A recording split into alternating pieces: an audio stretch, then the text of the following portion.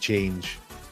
Yeah. But like like we were talking about the red card for NRL. Now that it's starting to hurt the state of origin, they're probably gonna change that rule. They got to. Yeah. They got to.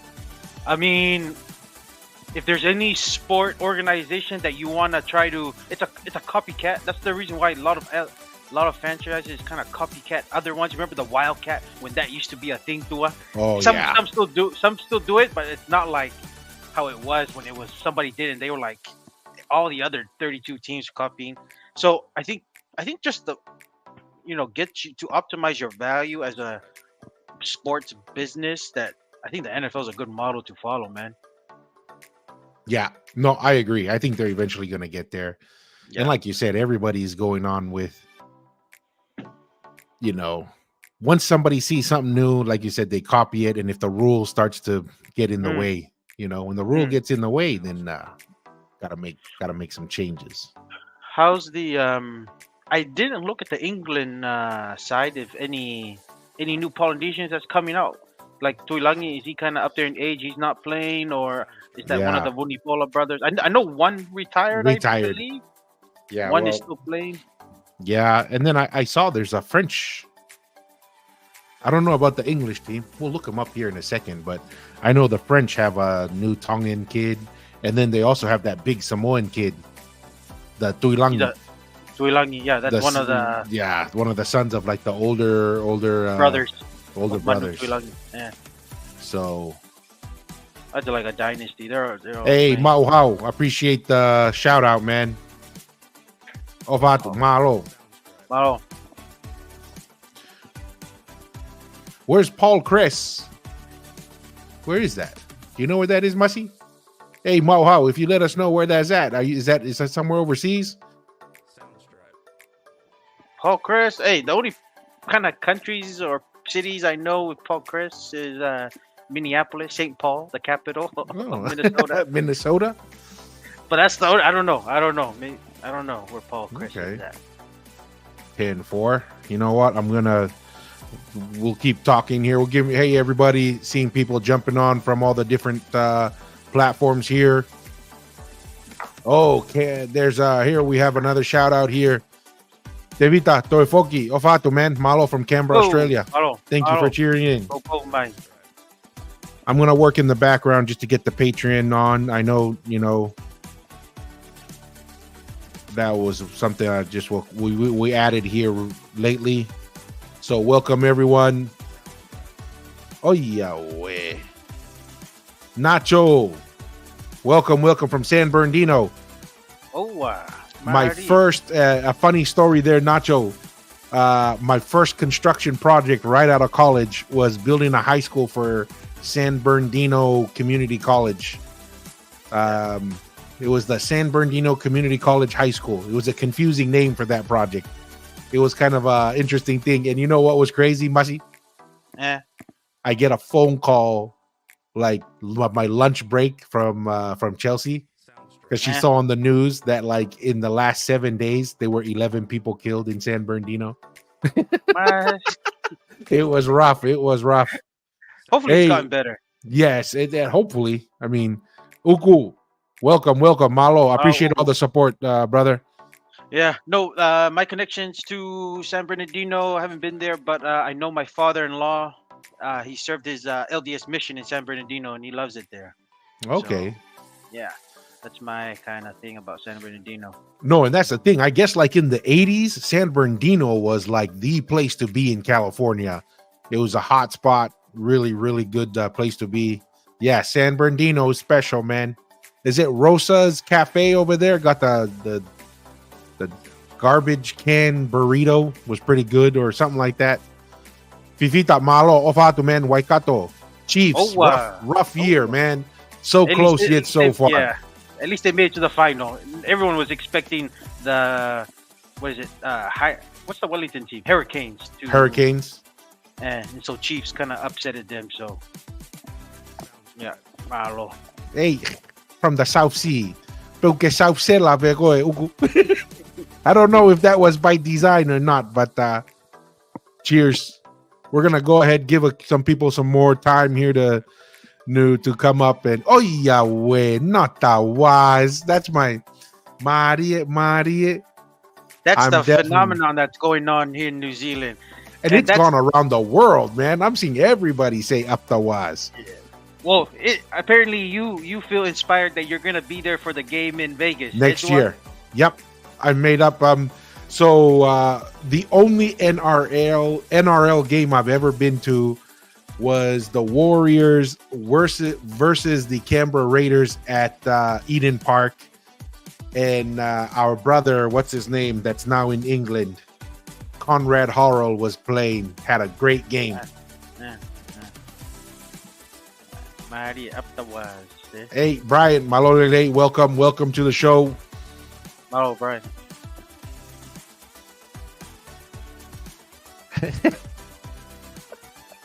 San Bernardino is still terrible. They were lawless in the 90s. Yeah. Welcome, Water Bears. Welcome to the show, Togo. Yeah, welcome.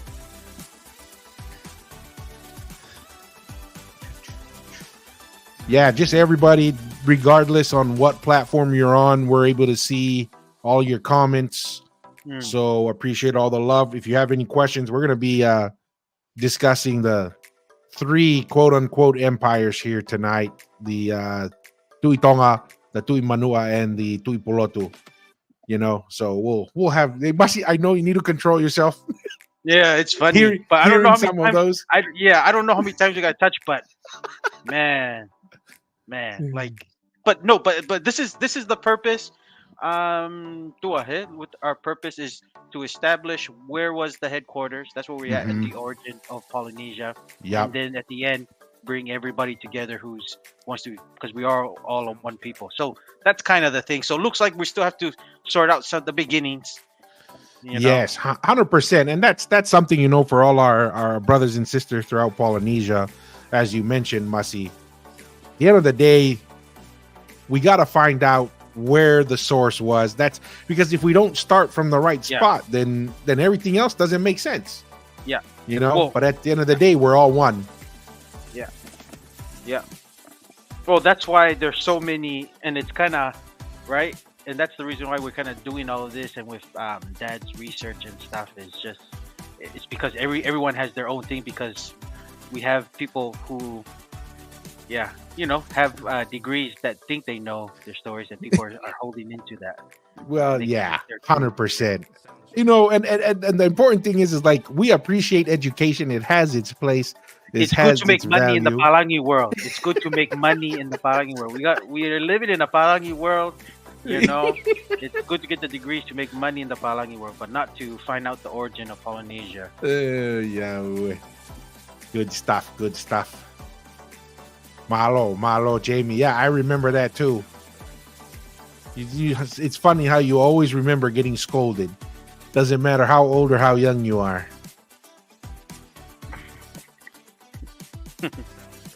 Nate, Malo, I appreciate you tuning in. Malo, Vito.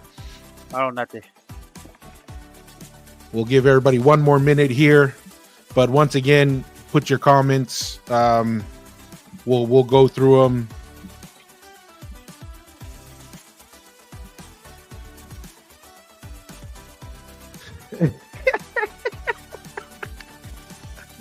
Oh man, I'll tell you, man. Our viewers and stuff are hilarious. I think the Pulu City is the P and the HD.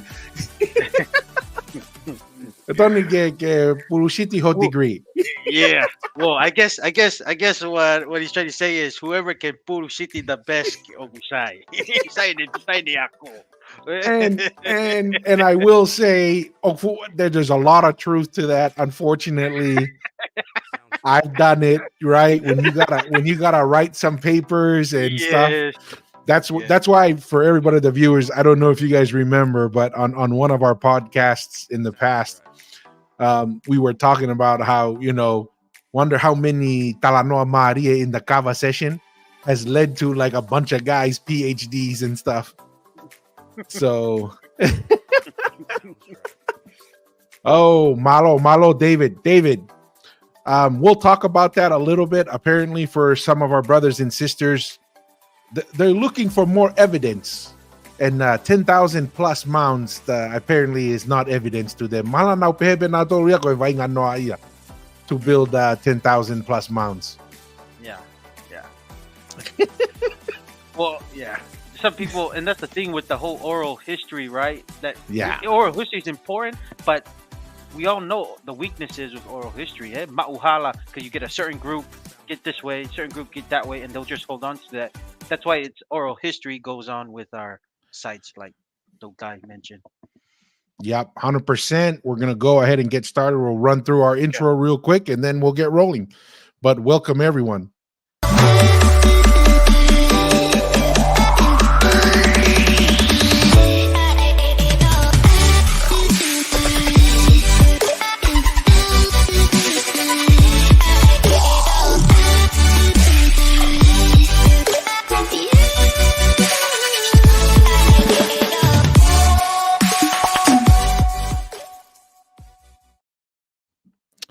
All right, welcome everyone to another live digital kava session here on the Polynesian Eyes podcast.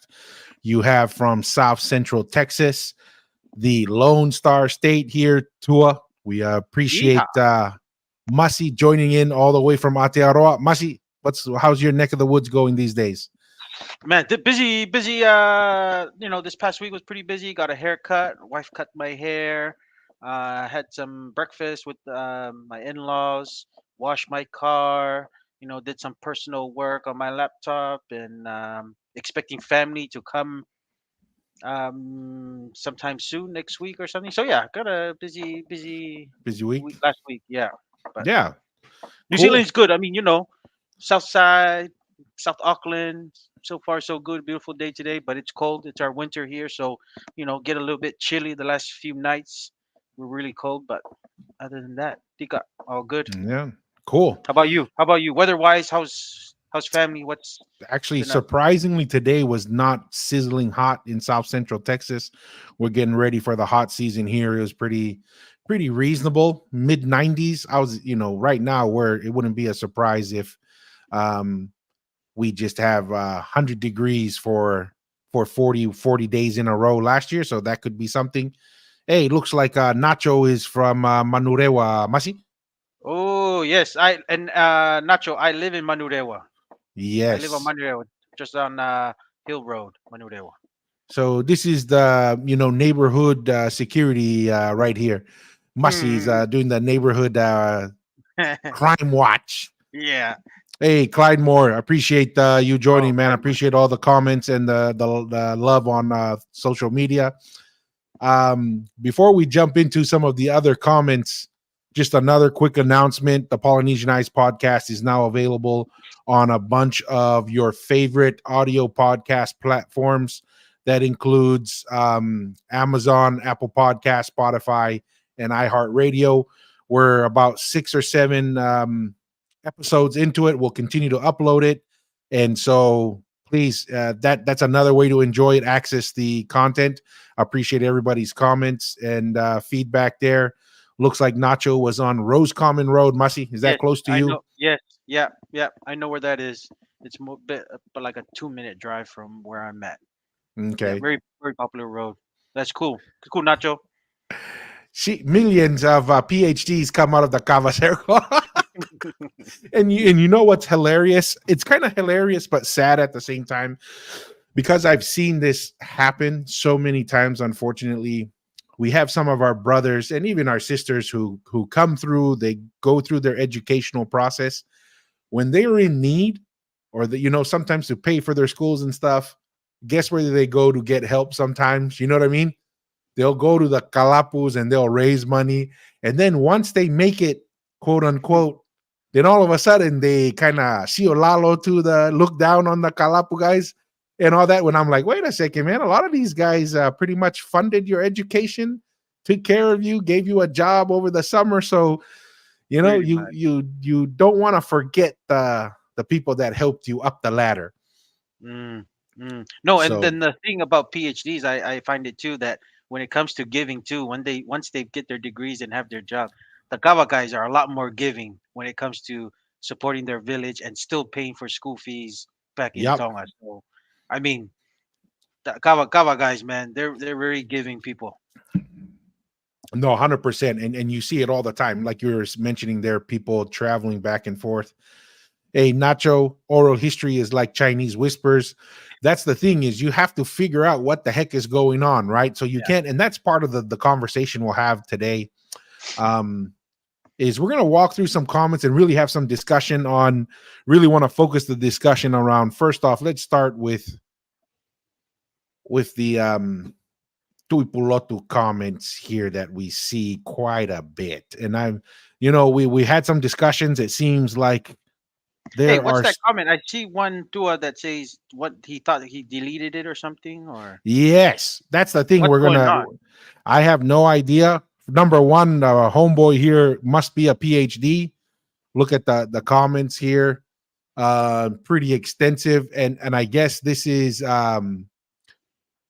Vili Kesa Namua. We appreciate you stopping by. Mm. And for the comments, and we can kind of skim through them real quick. um I want to start further down because I don't know, like I said, we have had fantastic response across the board.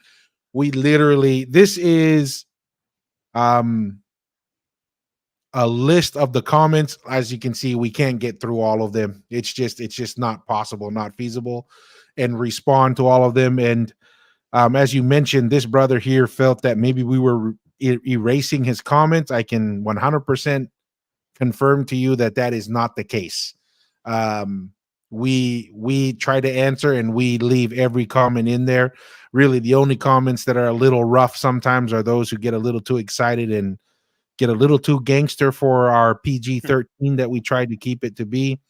But this is, I think, his initial comment, and basically it says, Tongans are the youngest kingdom in Polynesia. Very interesting. Right off the bat, Masi. Well, what are Mm. your thoughts on that statement? Just, Tongans are the youngest kingdom in Polynesia. You try to claim Tangaloa Langi and Maui Motua as Tongans because they were Pulotu Empire products of Moturiki, Fiji.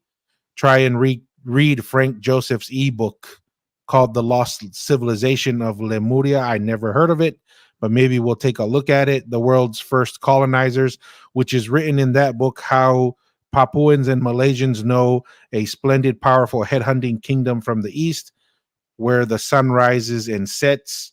Mm. That was Fiji's Pulotu Empire.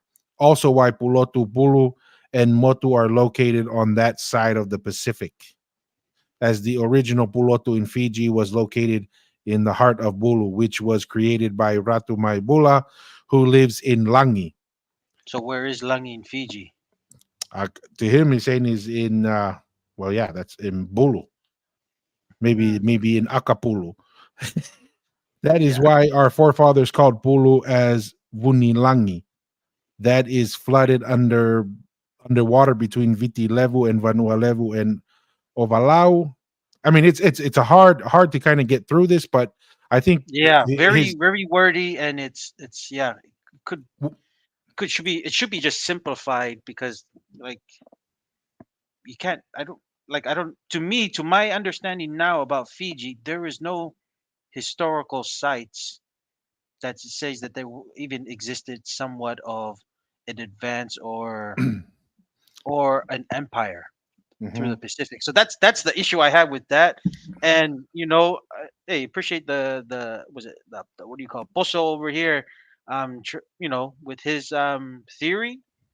Maybe it's, I think he sort of he referenced what's that following guy, Frank Joseph's ebook or Yeah. Lost Civilization. I have no idea who that guy is.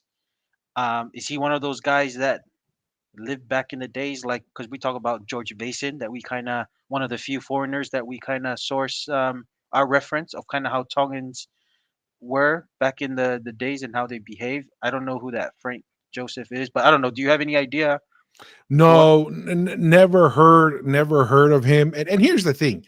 Let's say I like to say, okay, let's say I say there was a Pulotu empire. Let's just in theory, even though I'm not on board, if we say, okay, such an Yeah. empire existed, what kind of evidence can we say? So, because we understand that there is some value in oral history, but oral history alone is insufficient, right? Because as we know, oral history could be interpreted a million different ways. You know, we look at when was Fiji ever under a unifying governance or power? Only through colonization. That's the only time, Yes, right? they've never been one nation ever. That yeah, that we could think of, and then there's no real record of it. There's no when you have a unified nation and leadership, that typically leads to ruins. Any type of empire, it leads to some type of physical Mm. representation of that empire, of that culture. That's why we point very heavily to Ha'amonga Maui. We point to the Langis. We point to not only structures on Tonga Tapu, but in various areas in Polynesia that are directly attributed to the Tu'itonga. So really, really difficult for me to kind of, I mean, I'm open. I understand what he's trying to share here. But at what point do we just say, well, how about if I come out and I say, well, there was an empire even older than that, that was from, I don't know, Niue, right? Then I go write an ebook or reference some story in the middle of China that said there Well, was this little island that was a rock called yeah. Niue that were fantastic warriors. At what point do we have to say a story is just a story until we can tie it to something? No, and that's the thing. And then he said it was flooded underwater. So he kind of, is it more like a lost Atlantis You beat me occasion? to it. That's what I was. No, that's what I'm saying. I was like, dude, I mean, sheesh. I mean, if it got flooded, then like, what happened? Why is it flooded? Was climate change happening back then too? With the whole global warming? Like, come on. Like, I Ay. mean, dude. I mean, hey, if it does exist, we'll like to invite that conversation. But like, a lot Mhm. of this thing is being sourced by a Palangi guy that there's no date, and this is the thing I like about these dates when they do these carbon dating. So far, Tonga is the oldest. It's not even close compared to the other islands in Polynesia. So I mean, if they can do some carbon dating or some kind of dating with that one, I guess place that's underwater in Fiji, hey, then we'll start from there. But right now, it's a lot of just Yeah. kind of what his opinion is. Like I said, we can go back to like carbon dating and also the Bruins in Tonga to go off, Mhm. and then we supply that with oral history of Tonga to kind of provide that evidence of why there wasn't an empire throughout all of Polynesia, headquartered in Tonga Tapu. So, but yeah, this Fiji Pulotu one, this is really stretching it. But unless Yeah. there's some kind of evidence that it's Well, older than Tonga.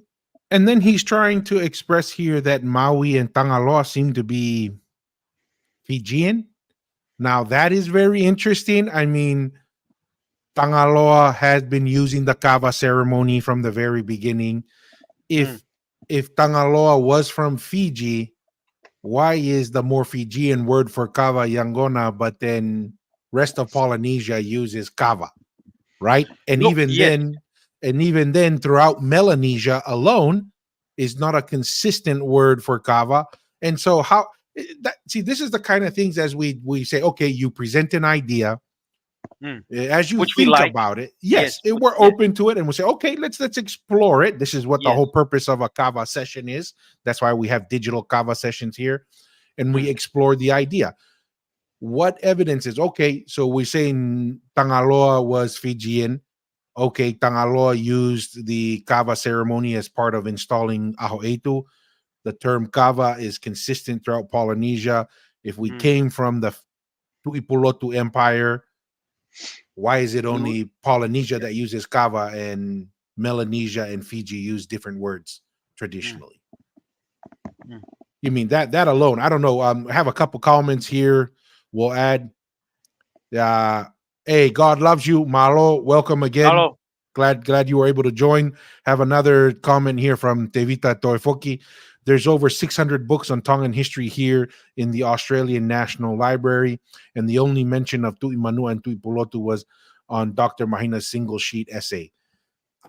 I'm not surprised, Tevita, that's Mm. this stuff has to be made up. This is why we joke about it and it's funny, right? When we're talking about PhDs coming from just discussions on the kava and people having a good time. Well, then a good time turns into a paper because when you go and you're doing a PhD, you there's a big temptation to quote unquote discover something new, right? And Mm. so there's a big temptation there. I kind of feel sometimes that hey, you get a hold of one story in one village or one person within a village, and then you hold on to that, and then you take off, and then boom, you got a thesis here. But it's I wouldn't be surprised if that's 100% correct, Devita, because every time we have these conversations with our brothers and sisters from Fiji, Samoa, guess who they always inevitably reference? Mahina, they reference Helu, and they reference Opeti, Opeti. Taliai. Those are their sources, and then they point back to some old story that was recorded back in the day from someone, and I was like, a story is still a story until you can tie it to something more. That's Mm. how you validate a story. You start with a witness. Let's put it this way. Your story is a witness. Not every witness is created equal. Some witnesses were just confused and kona. They wanted to tell, maybe they were lonely. The missionary came and they were lonely and wanted to tell a good story to the missionary. They recorded it. Just because it was recorded doesn't mean it's factual. A witness that is valuable is number one, speaks very clearly. You can understand it. It's recorded. And then you can validate it with some type of physical evidence, right? So that's what we're looking for. A witness is still a witness, can provide some value, but I don't know, Masi. That's my initial response to Yeah. that. No, no. I mean, those are the references. Remember, and I want to let a lot of people know those three guys who are pushing this narrative. They all work. They're all in the same school. I mean, Helu created this school at Denisi. Mhm. He was a very fond of European thinking, anyways, European philosophy. So when you have that kind of mindset to try to discover Tongan origins, you ain't gonna get it. So, and I mean, if we just go by and just and I'm just gonna go back in the days before even Western education was even a thing in Tonga. You state your genealogy and where you're from, then you can really understand history. But I mean, these guys, I don't know if they have the genealogy like we stated compared to the Rita Fade that can actually uncover the true origins of Mhm. Polynesia. Because I don't think not. I'm like I said. I think Opeti. I know Opeti's probably not from Mu'a. Mahina, he's from like Vava'u, and Helu, he's somewhere in Kolo, but they didn't grow up in Mu'a, and their connections of being having their ancestors. We're talking about ancestors like we're talking about like our grandparents too, Yeah. our dad's father. They're buried at Talangi, and we have a family Langi that we are caretakers of. I mean, and that's where the Tuitongas resided. So that's the difference. And if we go back there, and these guys are somebodies because one, they do have all Western degrees, and we are in this mindset that when you do have a degree, you have some kind of authority, and people are just taking their word for it as truth. So that's where we're here, try to uncover the true history of Polynesia. Yeah, and I think that's something that's really important. This is the same Western educational system that said that Polynesians were just a bunch of savages running around, chewing on coconuts and couldn't navigate, couldn't think, couldn't do all this, and that. So I'm a little hesitant when an academic comes on board and says, this is your history, right? I'm Mm. just, you don't have the best track record, in my opinion. So we'll jump here. We'll come back here and look. He had some other comments as you had mentioned, Masi, and it was a little bit further up. and we'll address it. And it comes down to, hey, right. Thanks for keep deleting the comments that uprooted your theory. Once What's again, what's going on with that? What's I is have something? no idea. I Yeah, think because we're not touching. We're not doing anything. Just let no, the viewers no, know. Yeah, no, because we want to keep conversations going. So we're not touching any comments or no, anything or deleting or doing whatever. no, 100%. If you go, and this is what my daughter thinks it's hilarious, right? I heart almost every comment that I can get to, positive or negative, because why? We want the engagement. We want the Yeah. conversation. That's why, regardless of the comment, like brother Vili here, we still appreciate you stopping by, Mm. right? And saying your thoughts. Our only recommendation for the future is keep it a little bit shorter, because we all aren't This is a night PhDs. gig. Yes, Yeah, this this is is a a night night gig. gig. We all have jobs and stuff. We're doing this because we just love history, talking history. Exactly. Exactly. And to say that, uprooted the theory, really not much. Um there are 7 traditional structure and village. Yeah. Hey, that's a theory. Your theory is going to uproot my theory. It's really hard to do that when it's just 2 theories. But a great empire shall be known today, but Tonga are still very lack behind in terms of advanced development and technology. When the British arrived in the 19th century, they said that the Fijians were very quick to intellect, and with the Tongans and then other Tongans and Polynesians. So it's very easy for them to teach or impart their civilization to the Fijians than the Tongans and other Polynesian countries. The account of Takamba and Fiji seated was done later. Okay, okay. I mean, that's your position. That's your thoughts. I actually think the reverse, to be honest. Mm. Um, that is my perspective. But any thoughts on that, Mussy? We're not going to go through the whole novel, Yeah. but Well, what's your well. initial thoughts? I mean, usually, Tongan, because Tonga was never colonized, and I've kind of stated why Tongan language is probably the closest um, to the original Polynesian language when we were communicating as one. But a lot of Tongan language, like they really, if you when it implies Fiji, is very degrading in some of the Yes, things. We're talking about like, kutu fishi, Kutufishi. faka fishi. It's all of these like, faka fishi, like you're weak, you don't have a heart, like you're acting like a Fijian. So like obviously, I don't know if the Tongans back in those days, recalled Fiji being somewhat intelligent or whatever. But I'm just saying, back in those days, that's our language that we use now for being weak and just low. Was it? You're not low courage or not doing anything. So, I mean, that's just in our language. That's still being used today. So, I mean, that's all I can say with that. But I don't know. I don't know. Not 100%. Appreciate that, Devita. Mom, kailere. No, kailere, not all good for them, And Waters, appreciate it. You guys cracked me up, man. Hey, man. The only problem is Water Bears or OJ didn't go to jail. They actually believed, and that's what we're trying to stop, right? We're trying to stop what we feel is an incorrect history from being generally accepted as the correct history. And that's the concern here. Hey, Loma, Malo, Ofalpito, looks like Hey. the Warriors are up 12 to Mm, 6 at halftime. oh yeah. So, Mari They're trying to Atawas, get to that top. They're trying to get to the top eight. top As I told 8. you to, I think they're still outside, but they're still They're selling out. Yeah, I think they're like three or four spots out of the top 8. Mm, But the thing is, they've been beating some top 8 teams, so that some good it's teams. good.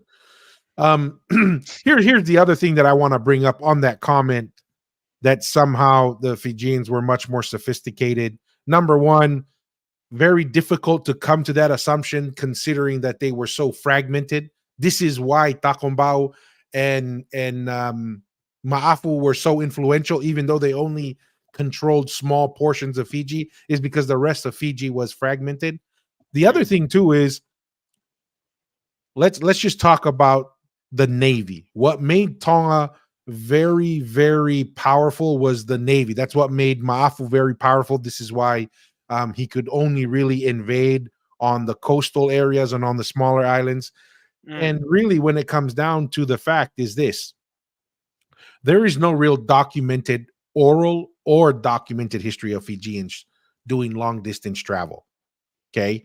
Mm. A lot of people like to point at, oh, they were, building the druas and all that stuff. Well, for Mm. all intents and purposes, it could have been. This is why the Tongans were there, was because of the trees, right? It was a Yes. resource thing that was there. And really, if they had such great capacity to do long distance, why are they not traveling long Mm. distance? And Mm. so I would say quite the opposite, that there seems to be a lot more sophistication of knowledge on an organized and civilized organization in Tonga.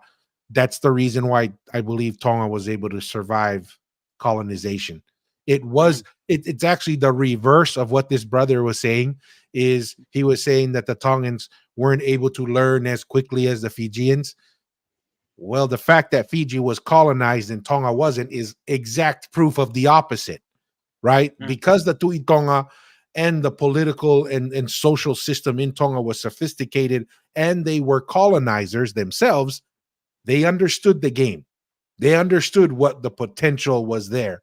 And so the legwork was done well ahead of the time. So my perspective is, it's actually, your position is proved the opposite, Yeah. just by history that is documented.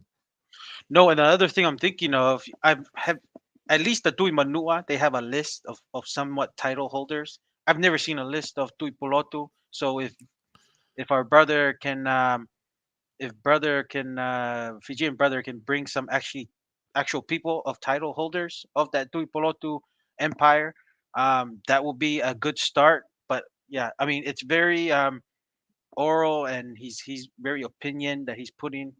If he can just come with like at least some carbon dating, and also some people who actually held that title, that would be helpful, and we can, that'll be a good start Yeah.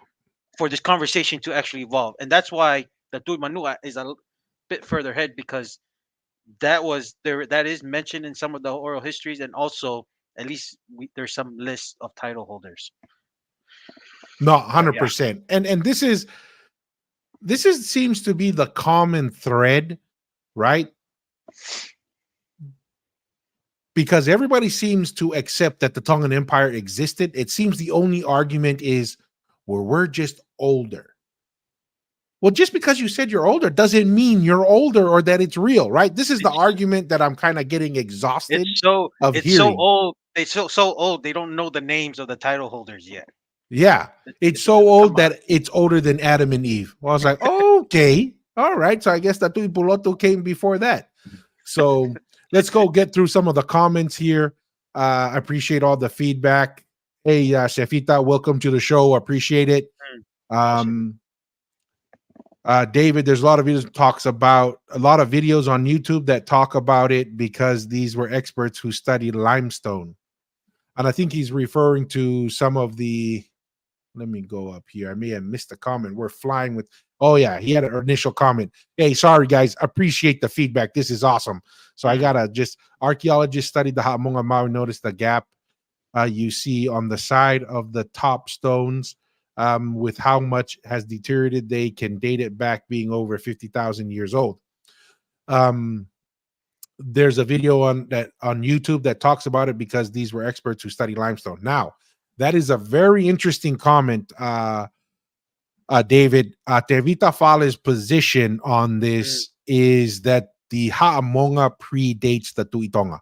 And so it mm, is thousands and thousands of years old. How old? Like you mentioned, very difficult. mm, Interesting. I've never heard this study that's happened. We're definitely going to have to look this mm, up. But 100%, we are of the thought. A lot of people who think it's Tuitatui who built yeah. this. He just came in there, happened to have a residence there, but it was built by Maui potentially thousands of years before Aho'eitu even existed. So this is Um, the Tangaloa era. This is Tangaloa Tangaloa. area. Yes. This would have been built. during the Tangaloa reign. And this is Mm, the kind of stuff that we're talking about with the Tui Manua, where they come and mm, say, number one, and maybe we'll get into that a little bit further on. Right now, we're focusing on our Tui Pulotu discussion, but that's something we'll come into. Is this is the kind of stuff that is hilarious when people say, "What's the evidence that the Tui Tonga and Tangaloa are from Tonga Tapu?" Is we bring this up, and then what they say, "Oh, our genealogy goes before that." Okay, well, okay, well, let's give you the benefit of the doubt. Then we ask how many Tuipulotus there were, what their names were, and when they moved around. It's like, oh man, it's so old we don't have it. Well, if it's so old and we don't have it, don't it wasn't. come Yeah. and deny what we can at least establish now. Mm, Any mm. thoughts on that, Masi? But I appreciate that comment, Yeah. No, that's David. an interesting comment. By David Dodai.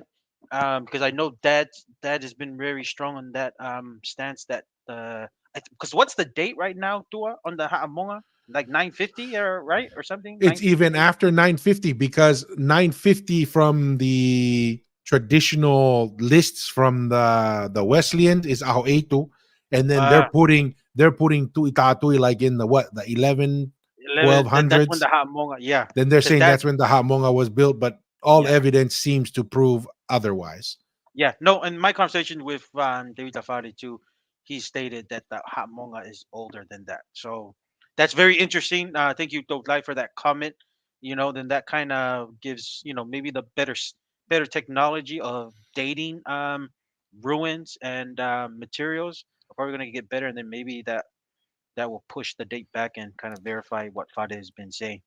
Yeah, no, and that's the thing. This is what I the end of the day, like you mentioned in the beginning, Masi, we're trying to bring everybody in, but we can't bring everybody in on a false premise, Yeah. right? We got to bring everybody in after we have to say, guys, we were all one people. We were the largest nation on earth, even by today's standards, and the capital was on Tongatapu. That's where it was centered. There's so much evidence for it. Unfortunately, through Western colonization, Yeah. Polynesia was chopped up, moved around, Yeah. and owned by different people. But then they were all the same. Another comment here: Tongan Empire in, and is this Futuna? I'm assuming you're mentioning here. I can't stop imagining being in them days would have been real warrior like. And this is, it's kind of interesting because a lot of people seem to think that the Tuitonga only had governance over by military means. And that doesn't always seem to be the case because the marriages of the Tuitonga throughout all the Mm, islands was to maintain those relationships. Of course, as things fall apart and as power is challenged, our ancestors were no different than the Europeans in the sense there's political and power opportunities. People are going to rebel. So I'm mm. assuming there may have been, but that's my initial thought on that, Masi. But what are your thoughts on like Yeah. how the Tuitonga maintained power over thousands and thousands of miles? I think Tui Tonga, not only the Tui Tonga, but the Tangaloa, once they came to Tonga and set up their structure, a lot of it was because they were the first people. A lot of them, were the fathers of many other descendants throughout Polynesia in different islands. So Hmm. that's how they kind of maintain power. And then part of that was creating a system that would bring the every part of Polynesia of the empire back to Tonga. There's a reason why that Polo Polo and Inasi was created. And it could, to me, it could be created even before that, during the Tangaloa era. To me, Yeah. this is just something, because if we, we're stating that the Tui Tonga is just a continuation of the Tangaloa. Tangaloa probably initiated that practice way before, and there's a reason why. A lot of the women from the outer empire came and have kids with the Tangaloa Tui Tonga rulers or title holders. Then when they came back from the Polo Polo and stuff, they went back, disseminated back to their islands, and they still maintained that relationship. And because if they had a child from the Hmm. Tangaloa, being the first people from Vaihi, the Americas, to Tonga, it gave them rank, it gave them status. And then they were in control in their island, but they always referenced their authority back to Tangaloa or Tuitonga. And that's how power was maintained. Not Yeah. always military. There were some battles here and there, and maybe rebels here and there, and of course there were assassinations of the two Tonga title holders, and that's what's kind of caused some chaos. But majority of its control was the Polo Polo and Inasi coming back and having children relationships with the Tui Tonga and Tangaloa. But that's my stance on that. Yeah, and here's as we've had these discussions online, Masi, a potential we have what we have now that could be shadows of what happened in the past. So we look at Tangaloa and what happens with Aho Etu, right? So with Tangaloa Etu Matupua, he installs Aho Etu, gives him a new title, structures a new type of government system with the Farefa as advisors slash parliamentary advisors, and so structures a new way of governance, right? We see a very similar thing with Laufiri Tonga and Tupou the First, right? When Laufiri Tonga realizes, you know what, to maintain our civilization and our independence, what does he do? He goes and sets up a new structure for Tupou the First, the Tuikanuku that's now going to continue, and provides him with some advisors, right? And provides him with a kava ceremony, and basically establishes him to move on, to adapt to the changes that are happening. I wouldn't be surprised whenever we are able to find out that may have been the similar thing that happened with Aho Etu, and why this change happened, and why the Tangaloa decided, you know what, for the new challenges or the new future for the empire, we need to restructure it, and the Tuitonga would take over and continue the governance in the place of Tangaloa. No, and I was just thinking, how Dad mentioned that when they had the kava ceremony for the Tuitonga, it was called Furitaunga, right? Yeah. I want next time, like, talk to Dad. Was there another name for the Tuihatagalawa? Because apparently, was it always called? Do you know if it was I always do the not know, Furitaunga? but that would be a good question to Yeah, I'm ask. just thinking because of that transition, right? You're going from the Tuitonga going to the Tuihatagalawa, and then I know that was interesting when it came to the last Laufiri Tonga teaching them the ways. Then it became the Taumafakava for Tupo the First, right? Yeah, So, and that's pretty much what's being used now. I don't know. There was a big Taumafakava for that just happened for his birthday, just that happened His for the Majesty. birthday, Majesty, and also with the installment of the Maafu by Ni and Tongmolol. But that's what's being used. That was passed down to from Laufiri Tonga to Tupo the First. Yeah, and I So yeah, I'm think, interested. I'm yeah, interested if there was another cover ceremony for the Tuihadagalawa, if there was a name for it, or was it just Fritaunga? yeah, that's a good question. You know, I'm assuming it may have been a different name for it, but and I think, for because of that discussion, I am gonna, while we're having some discussions, I'm gonna work in the background I'm going to eventually download that picture of the Taumafakava, because I think that's something that's important for us to reference when we start having the Tui Manu'a discussion. Mm, mm, Because you kind of get exhausted with give us more evidence, give us more evidence. And then we ask, well, what's your evidence? Well, our the ancestors were this. And I story. was like, Sianna, Yeah. I can easily just go back and come back with, well, my ancestors go back or back, whatever. Yeah. It's not very helpful to ask someone for evidence, and then the only thing you can bring up is some kind of family history discussion, and that's helpful to a point. But let's go through some of the comments here real quick, Masi, All right. Let's go ahead. because we're definitely getting flooded here. Here's from Sefita. If we had indexed and cataloged the history text in Tonga, then it would be a huge 100%. That's we've lost so many of our grandparents and stuff that we could have added this. This is one of the reasons why we greatly appreciate what David Tafal has done. Is two things. He has gone and had the discussions on the oral history, and then he's also gone and done the archaeological efforts to identify the different settlements of the Tuitonga, identify the history and the names that are tied to the settlements, to their langis that they're buried in and where they lived. And so there's been a And dual the effort there. the astronomy part Yes. too. So he's done like all three phases: Yeah. oral, the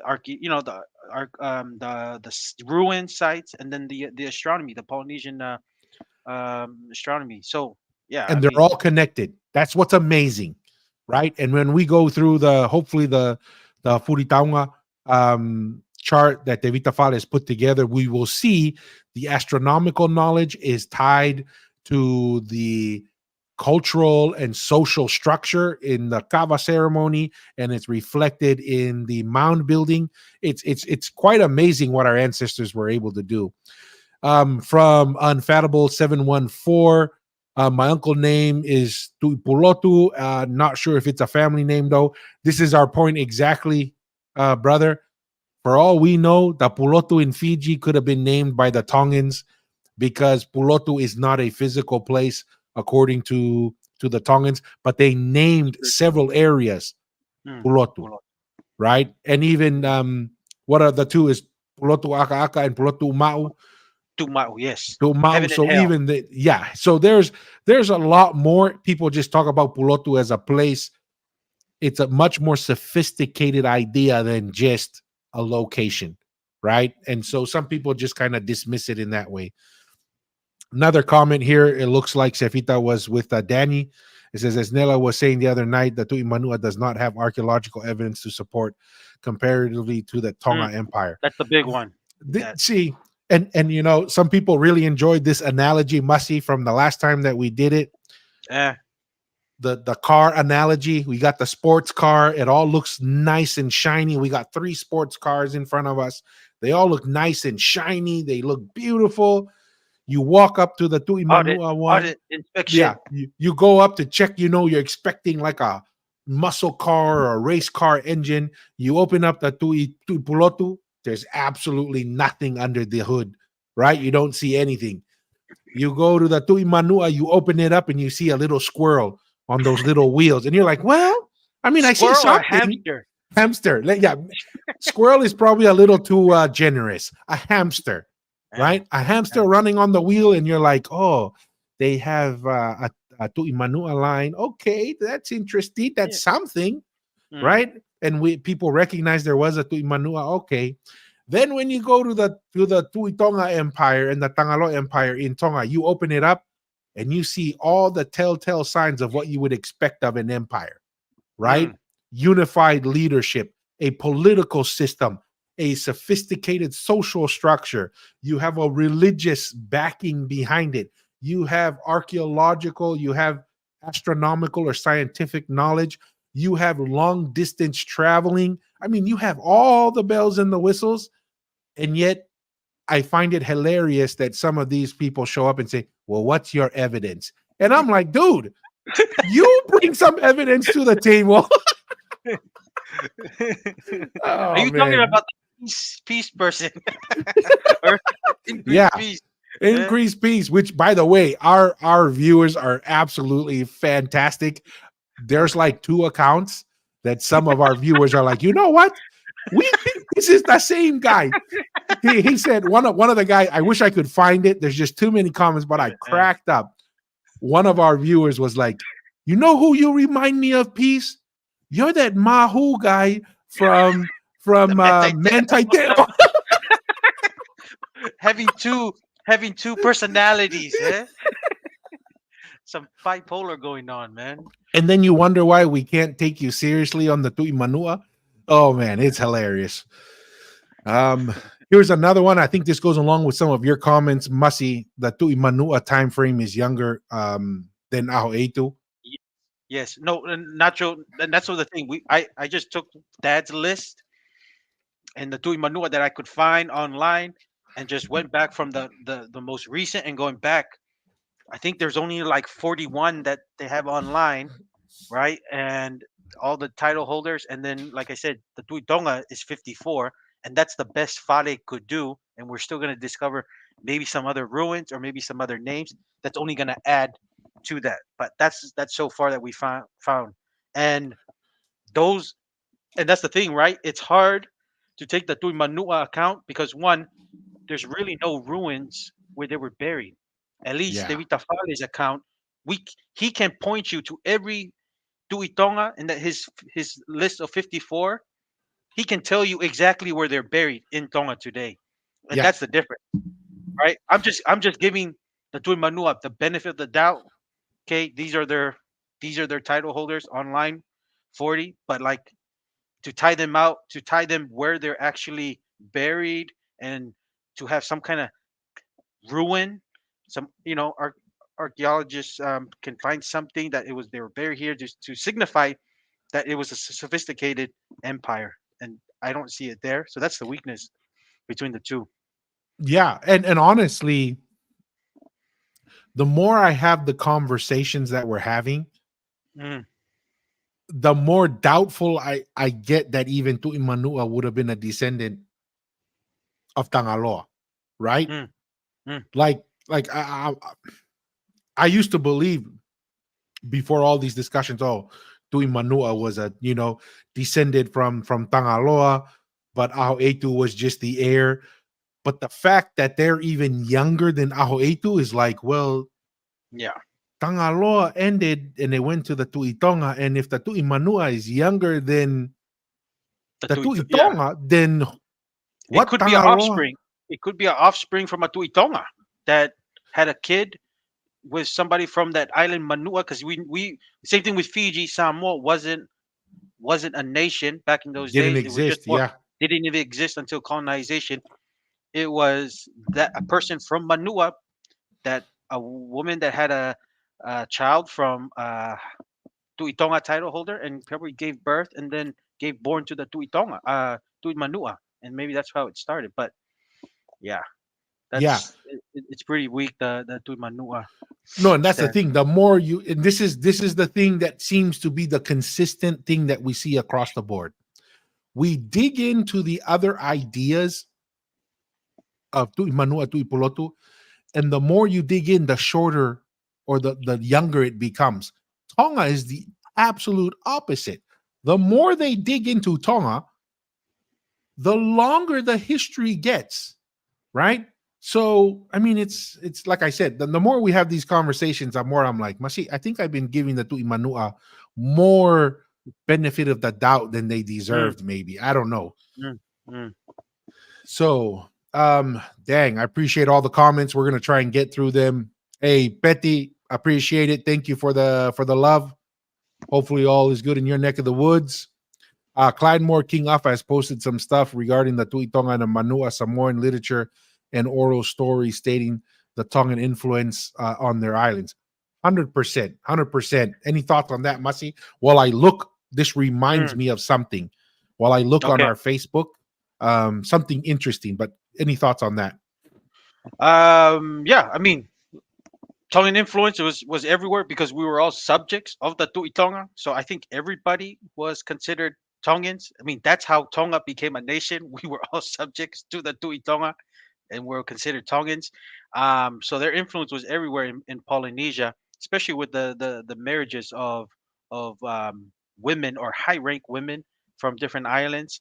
Um, yeah, I mean that's the influence in Manua. Another reason Manua is wasn't touched during that whole occupation is probably because it's a close relative to the Tuitonga and they had that special relationship. So that's kind of the influence there with Manua that I can think of, Tua.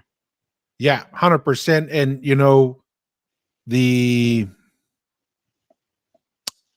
the Tui Manua crowd obviously do not like King Afa for Mhm. obvious reasons. But this is why it's very dangerous, or at least, I mean, when you're fighting someone or you're boxing or even playing rugby, when you throw a punch and you keep getting countered with another punch, you think you would learn, like, okay, that punch, obviously my opponent is waiting for it, and every time I do my move I get smacked in the face, that you would think they would stop.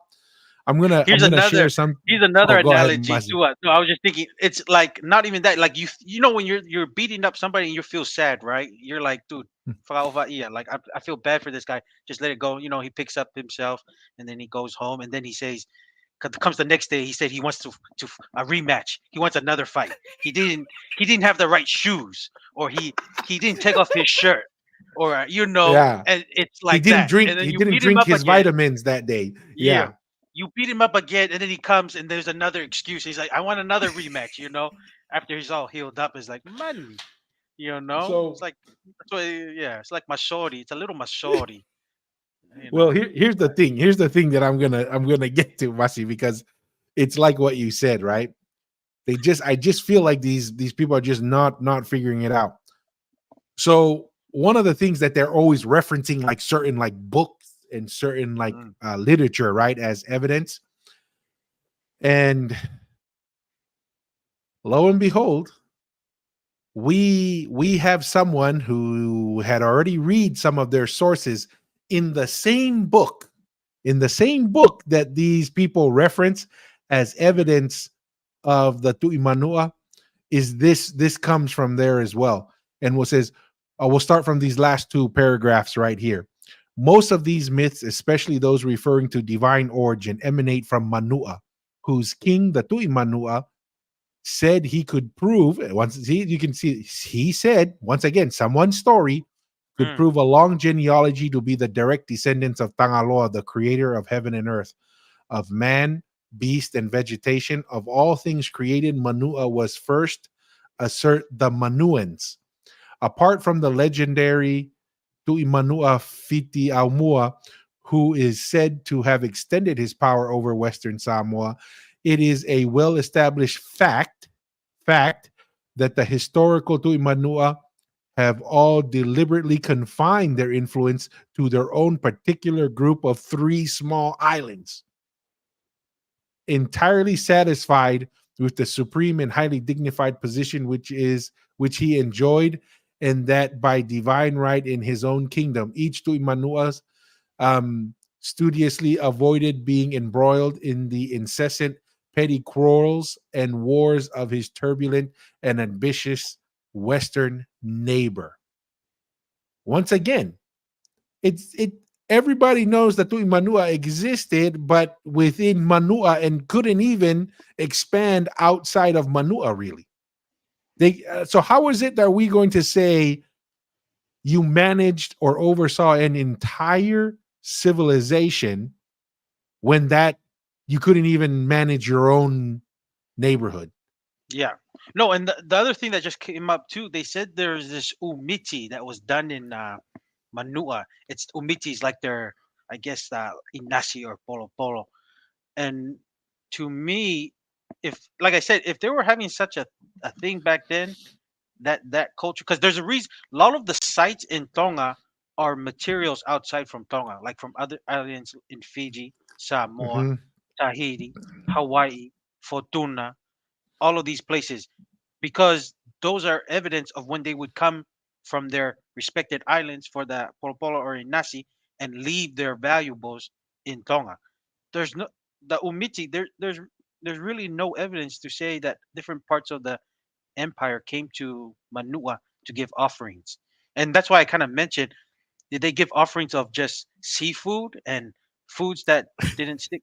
That's not your best. And we all know Polynesians, when you do a ceremony or you're doing like an event, Polynesians give their best, right? This is give their best. And back in those days, their best was to bring most valuable stones, Mm-hmm. valuable materials that were unique to that Mats. island. Yep. Yes, mats, and then that would be taken. But there's really no evidence of anything outside of those three Manua islands that the different parts of the islands came there for their umiti ceremony. So that's the weakness with that theory they're kind of using.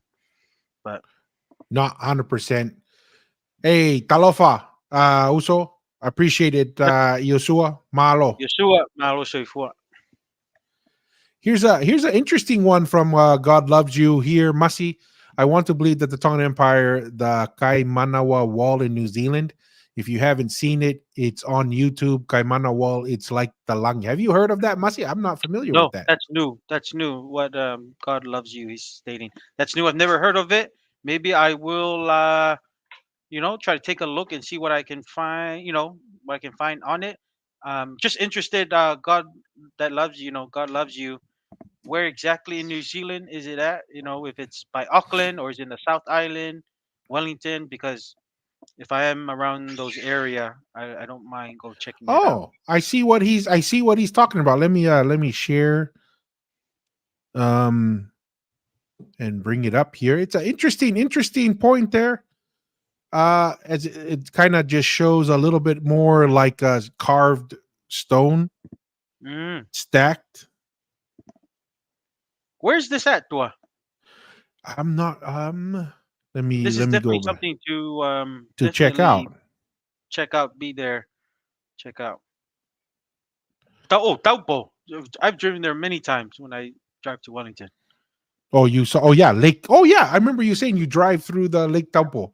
That's like Mm. what your halfway point. You said Kinda, yeah, yeah. When you do that drive from Auckland to Wellington. very interesting. No, thank you Very for that. interesting. God loves you. Thank you for that. Definitely will check that out. That's something to kind of look further to regarding what's the history behind that. Yeah. Malo, malo.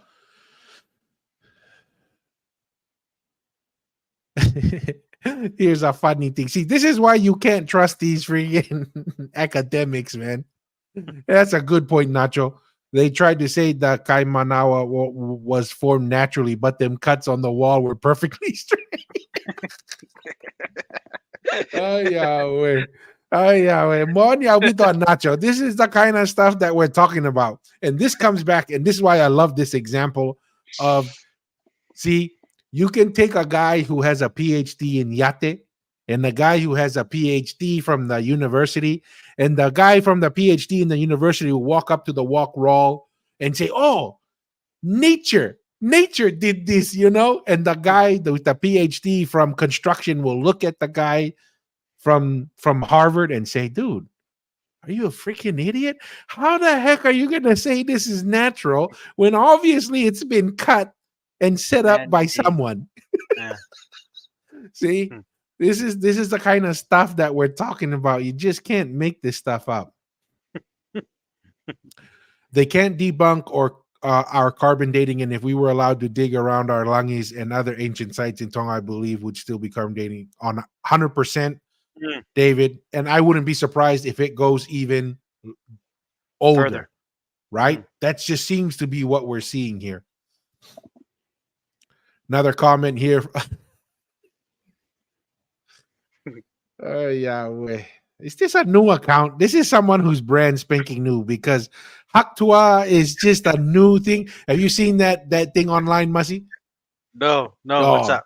there's this girl. She's known as the Haktua girl. So whoever made this account, oh, Shilkiai, mo.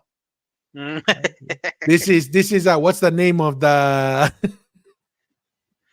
this is what's Mantai's best friend?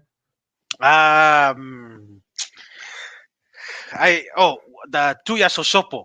2 years Tuya or so, Sosopo yeah, but that was yeah the name. But yeah, obviously this is a account. brand new account because Haktua is like a new viral video that just is something viral from the last 2 weeks. So here I was cracking up on the name, but then I can see agree 100%. There's tons and tons of mounds. Our question still remains the same. The dating seems to be during The Tuitonga Tuitonga. influence and Yeah. control. So yes, agreed. This we'll chalk this up, Haktua, to other ruins throughout Polynesia that have Tongan influence. Mm. So maybe they can do some carbon dating on it, prove us wrong. I don't know. Any thoughts on that, Mussy? No, they're still trying to figure out the purpose of it. There's some theories regarding the purpose of it was to catch giant pigeons. That's pretty Okay. popular in Tonga. There's that theory, and then some other theories were like either it was like for sacrifice or some religious purposes on them, or so they're still trying to figure it out. But they've done the dating, and it is aligned during the Tuitonga era in Samoa, especially the ones that would travel to Samoa and stay there for many years, and then come back to Tonga for once or twice a year for the ritual or the ceremony. But Yeah, though the dating so far is aligned through the Tui Tonga era. It's not older than the ruins in Tonga. As we know right now, that's a fact. But they're still trying to figure out its purpose. Hey, don't worry, Haktua. I know it's a brand new account on YouTube. Regardless, can you please go and subscribe to our channel? We won't block you. We'll love you. Go and subscribe to our channel, Haktua. Yeah, We're very aloha kere inclusive, aku Hoktua. This is and gonna be loud. also this is how awesome our viewers are. They'll come to your defense, Haktua, right here. Water Bears Fu said Tui Manu'a predates the Tui Tonga. It was mentioned in the Grand Council in the pre-mortal life. So right in alignment with the typical position that we get, Take right? that. We'll take that. Every time we bring up evidence, the family history just goes further and further and further. No, but the awesome thing, Tua, we'll all find out the truth in Pulotu. We're all not gonna last long on this earth life. You know, we're pretty comfortable in our stance because that's what we're doing. This is to discover the truth because what we believe that we have is the truth, and we're just sharing it and then bring all Polynesia together. But at the end of the day, when our time is up, we're all gonna go to Pulotu and we'll Yeah, find out the truth. not 100%. So malo water bears.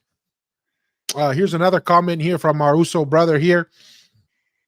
Yosua have been engaging in comparative linguistic research on Mesoamerican languages, principally Nahuatl, and have found what appears to be some cognation. However, the density of the cognation is deeper and easier to trace back to Austronesian languages. Tangaloa, for instance, appears to have massive amounts of cognation with Austronesian languages, Malay, Indonesian, Javanese, various Filipino dialects. Tanga equals net and rope ladder, loa, vast. The name is a function, I think, regard. What's your thoughts on Mm, that, Masi? So it's a linguistical tie yes, here that he's I expressing. I appreciate you sharing that, Iosoa. yeah. Malo Yusua fa so am I. The my understanding, Tua, because we're talking about Polynesians traveling to like we're talking about Polynesians able to travel to Japan, travel to Malaysia, travel to Papua New Guinea, m- even bringing women or different people if they married or took somebody from that, bringing some clan and bringing some mix. There could have been some language intermixing, that was borrowed and used there. But to me, like I know Dad has mentioned that the word Maui is Mm-hmm. the word Mayan, Yeah. right? That's the word. That's where Maui. So that's the connection there that Dad has brought. So language, like we said, when you're a civilization that travels to different, even going up to North America, that was meeting with some their relatives in the coast of California or different parts. You're talking about a people that's gonna have a unique DNA makeup from a lot of parts of the world and even borrowed languages for certain, I don't know, ceremonies or certain people that mix. So that's kind of my thing, Dua. But when it comes to the origin and the structure of our political structure, our religion structure, our economic structure was based from the Americas, Vaihi. So astronomical knowledge too. Yeah. Um, it's from Vaihi, from the Americas. But like I said, languages and even when they've done the DNA, we've kind of touched on that. It can be varied just depending on what island you're from. If there's some stories that you Polynesians went to Papua New Guinea or even went to even to Australia and got some aboriginals there or something. Yeah, that's just kind of my thoughts on that. No, 100%. I agree. You covered it pretty well. It's no difference if you study English now and then somehow that'll explain the They're origins of French America. or Yeah, whatever. exactly. You have you French know. words, you have Spanish words mixed in there. So yeah, I have no issues with that. But appreciate the comment there, brother. Yeah. Here's another comment here by Clyde Moore. I think justifiably they do as we do. We are proud of our heritage, and in this case, it is a touchy subject. I still think what you have stated many times: our countries did not exist formally. We were all one, and I think that's the overlying picture that we need to keep the context about. And I know we say Tonga a lot and we say Samoa, but the truth is, man, we are all the same people, right? Mm. We are all connected. As Mussy mentioned, Tangaloa was marrying women and having children with all the islands. Same thing with the Tui Tonga. They're traveling back and forth. Families are moving back and forth.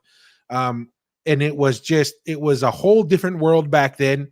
Obviously, with colonization and even with the deterioration of the Tui Tonga Empire, that as usual, the Tui Tonga was, abused power. That happens, right? And so bad things happen. So, but 100%, Yeah. just want to keep that in the background that Yeah. we're all one people.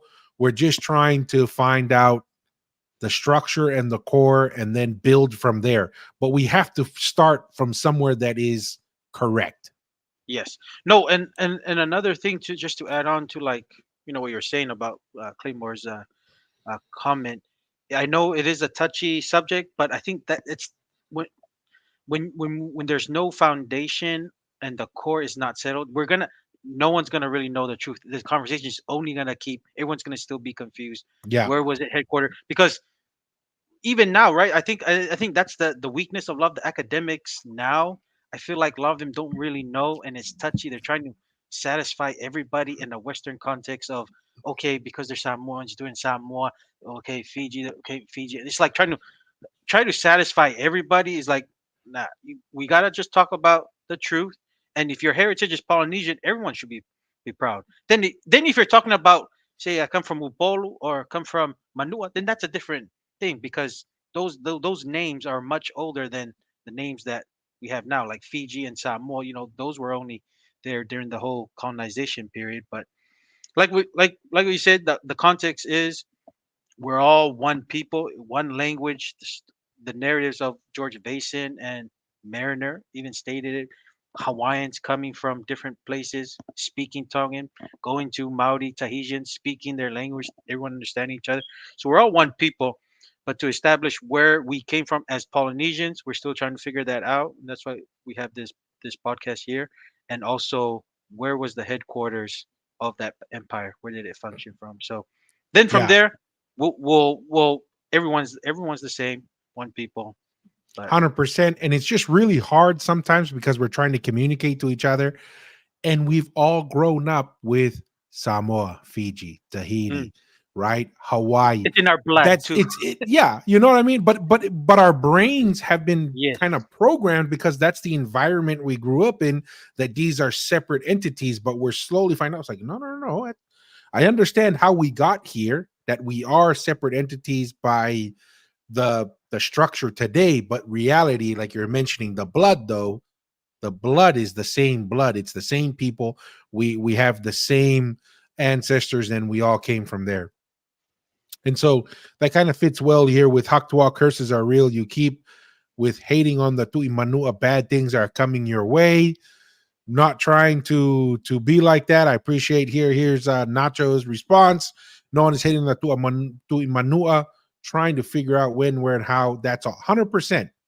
Mm, 100%. So not trying to be disrespectful or rude, Haktua, but yes. it is We're what it just having is. it's just we're just having questions. We're not trying to, you know, be mean or whatever. We just have questions regarding the timeline and who's the title holders of the Tumanua. Because we're all trying to find truth. Because if no one's talking about it, when we die, our future generations, still gonna try to figure this out. That's Yes. what I'm trying to say. Yeah. If we don't touch it, there's a reason why Polynesian history hasn't been really discovered, because no one is really touching on the core truth about it. No, 100%. 100%. What a bears here. That's a fair point. It's hard to take your cursing seriously when your tag name is Haktua. Well, and that's the thing. I hope our Tuitonga ancestors are listening and can protect us and make sure that Tui Manua don't come and curse us in our homes wherever we're at. Yeah. Tua. And if history proves itself, I think we're in good hands We're in with the good hands. Tuitongas standing for us. Yeah, I'm pretty comfortable. Yeah, I'm pretty comfortable. I'll take my chances with that. Yeah. Here's an interesting question. See what your thoughts on this are on Masi. I really want to ask this. This is from God Loves You. 950 we Maoris arrived in Aotearoa from Tuamotu Islands, uh, Raingatea, Tahiti. Now we don't hear anything about Tonga or any empire. Do we know why? Mm.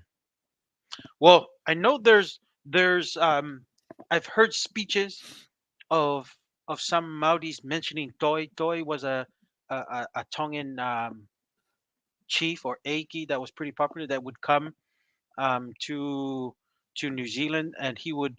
There's some stories of like the mountain. There's a mountain here called Tongalilo. It was like a name that was bestowed by Toi. There's even speeches of mentioning Toi as being the beginning.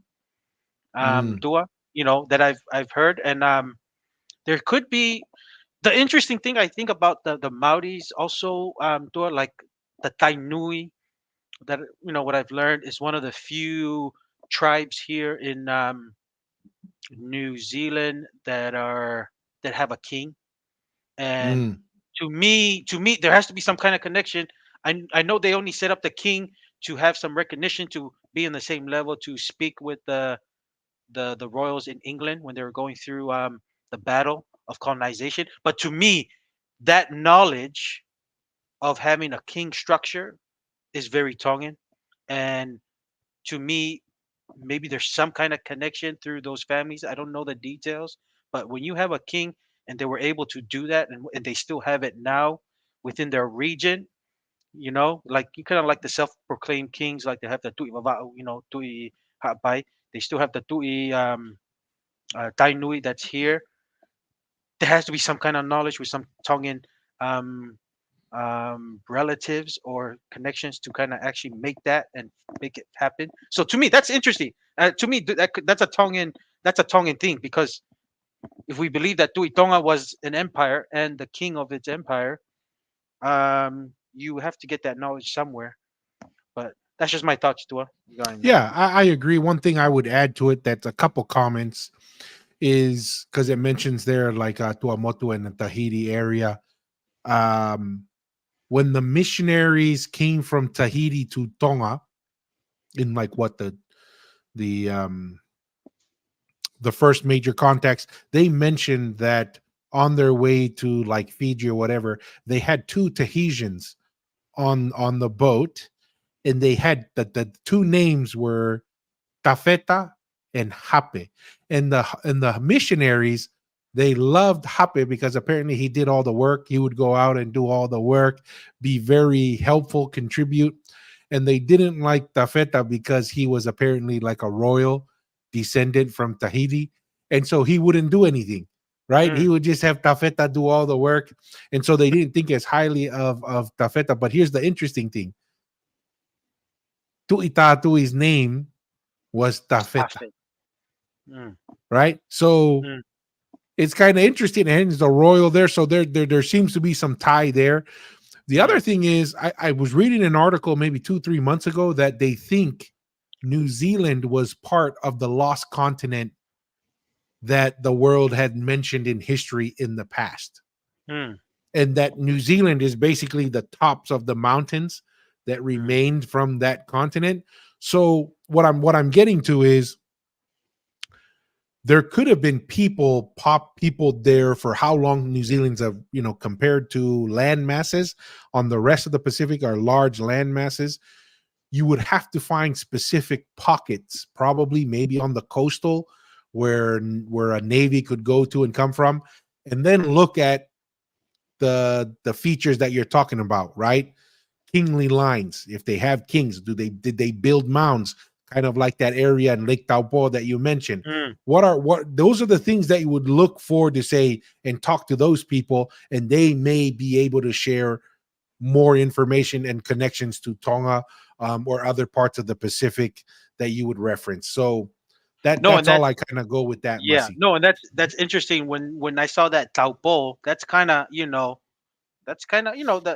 Waikato area is pretty large, and they probably had some influence maybe further than that. That's in that area, the vicinity of that Mm, area with that guy Manu'a place. So yeah, to me that's interesting, and also there's a lot of names in Tonga villages that actually changed that had some tied to yeah, Tahiti villages. New Toa, everyone knows New Toa, but that name was changed from Queen Salote because I think she was just trying to be nice. But that used to it was an inappropriate name that went by Ha'ameneuri. That was the original name of New Toa, and she was trying to be like a politically. Queen Salote was being very nice and be she was generous, ahead of her time. be nice and change the name. But when she changed that name, that's some connections to some villages in Tahiti, Mm, and that could be some places maybe where they came and congregate to when they came in for the Inasi or Polo Polo or who knows. But those histories are also important to kind of find out more about Polynesian history. But yeah, yeah. Hey, see, this is what we're talking. I appreciate it, brother. See, yeah, the Star Mounds on Samoa date back to 10,000 BC. Hey, you could be right, hey, but let's hey, have the Samoan government do some malo, carbon dating. But I yeah, appreciate malo, that. malo, Malo, malo malo. lava, See, malo we lava gotta, haptua, loco kele, yeah, malo we lava, gotta smile. yeah. One here says, click see more. I don't know what you're referencing there, Uso, but I appreciate it. Here's David. Here's another comment. The 2017 Matematonga team showed what the Tuitonga Empire looked like with how deep and prideful the Tongan people are, and won't see what any other Polynesian group. And that's an interesting point, right? Any other group or country. Um, so I mean, that could be it. Any thoughts on that, Mussy? Um, it's interesting. Tong Tongans really do value like relationships and making the effort to travel, see family, keeping that relationship. That's a big thing, and I think that really paid off with the you got Tongans here like fourth generation, fifth generation living overseas, and they're just still as proud and feel somewhat connected to Tonga, and that's a big contribution, probably from Tongans still making that, still keeping up with those relationships, or the Tongans overseas coming back to Tonga for that connection. So I'm not surprised. I lived in Samoa for about 2 years during my church mission. Samoans are really close with family too. Um, Mm-hmm. thing. So that's a Polynesian thing, but it was just special. And what also helps, Tonga never been colonized, that we're able to do it. It's Samoa is still have maintained that, but it was disrupted when you have Germans, interrupting family relationships. Then you get the British through New Zealand occupying Samoa. Then you have American Samoa that's you can't travel as freely. So colonization happens and it breaks down relationships, harder to travel between back and forth. But you know, Tonga never been colonized, still kept the relationships of family has been very, very strong. Not And yeah, 100%. And really just an interesting note of that. I saw an article where they said that Jason Taumalolo and Andrew Fifita lost about $500,000 worth of payouts they by could have played going, for like like, yeah, Australia or and somebody New or Zealand. New Zealand. So these are, once again, and it's really awesome to see that the Toa Samoa did the same thing, right? There's some really great, talented athletes on the Samoan side. They're going to be a threat for the Yeah. foreseeable future. So that's pretty awesome. Hey, the Samoan boys, because they're we're all Polynesian, so in order to give a good Matimatong a good run, the Toa Samoas, they can always give the Tongans a good run, and that's why it's always fun. It's a Fun. fun Yeah. little rivalry and clashing. So that's always a fun game. But also, what's gonna even be much more of a fun, because they were planning to host the rugby league to in France, but it looks Yeah. like And then France has like, given it up. So So last time I heard, New Zealand was gonna do a bid to host it again, and Mm. I just get the biggest population of That's Samoans and gonna be Tongans. crazy, They're gonna have it like last time, and then let's just imagine if they take care of business and be the final, it's gonna be nuts. And dude. I hope it happens. I hope New Zealand or Australia do like a combined bid and have it. Because now that I'm living New Zealand will be an awesome thing to Dude, represent. that would be Y- awesome, Yeah, man. I mean, That I don't really go to NRL games or the other games. I only do it when I have when family invite me. Loma, he kind of mentioned he had some tickets, and I went check it out. If I have family from overseas, I'll take them to a game. But international game is where I'm at, so that'll be fun to attend. shit, Monya, hey, HT, we're just gonna call you HT now. Appreciate it. Much love, Uso. And that's the thing. We just have fun, man. I Yeah, appreciate that. I appreciate that a lot. That we can just talk about this. We don't have to get overly personal about it. Just have the yeah, conversation. Let the discussion. ideas, let the ideas challenge each other. We're just here to have a good time. So And I yeah, appreciate it, HT. Malo. yeah. And I'll piggyback off that. Tua malolaba hawk tua. It's just a discussion. Let the ideas be presented, and the idea that is more sound will float to the top, and that's what it is. And it is what it is. It's Yeah. nothing personal or anything. Malo, but thank you, Hawk Tua. Yeah. And yes, we did. We did lose. Nothing personal there. It is what it is. You know, it was, well, we had some good wins, but we didn't Yeah, do too great. Um, Here's another traditions about Maui's name origin vary. In a Samoan rendition, the name is based on his mother's name, Ui, combined with Tangaloa. Ui and her brother Lua traveled east to escape Tangaloa La. They ended up in Atafu, on which the only Atafu I know of is in Tokelau, which is due north from Samoa and retracing west leads to Tuvalu and Fiji along the way. They That said, Ma able Ui join. So Maui seems to mean joiner, mender, healer. Interesting in a number of American. I wonder if you're saying American there. Any thoughts on that, Mussy? no, interesting. This is new. That's a pretty cool thing that Yeshua shared. I don't really have any comments that I have right now about it, initial comments, but what Yeah, about you? It's interesting. my, It's interesting. I mean it's interesting, and this is the thing for me personally. It's a little difficult to accept from my perspective, just because Maui, from my perspective, came with that knowledge. As the navigator, you have to have that knowledge from the very beginning, because if not, you just go and get lost, Mm, right? So to say that that name came thousands of years later, when from that's the Wui. name It's that's it's another yes. recognized, Yeah, yeah, yeah. maybe this is a story tied to an experience that one of the Mauis had, because we say Mm, that Maui is a title, right? And once you inherit the title, just like it is now in Tonga, like Ma'afu right now, that's not his real name, right? But since yeah, he takes on the title of Ma'afu, he leaves his old name behind. No yeah. different than the king. He's Tupo the sixth. We add the sixth, but traditionally in Tonga, it would just be Tupo, right? Mm, Or the Tu'ikanakupolo with the mm. specific name would take the title.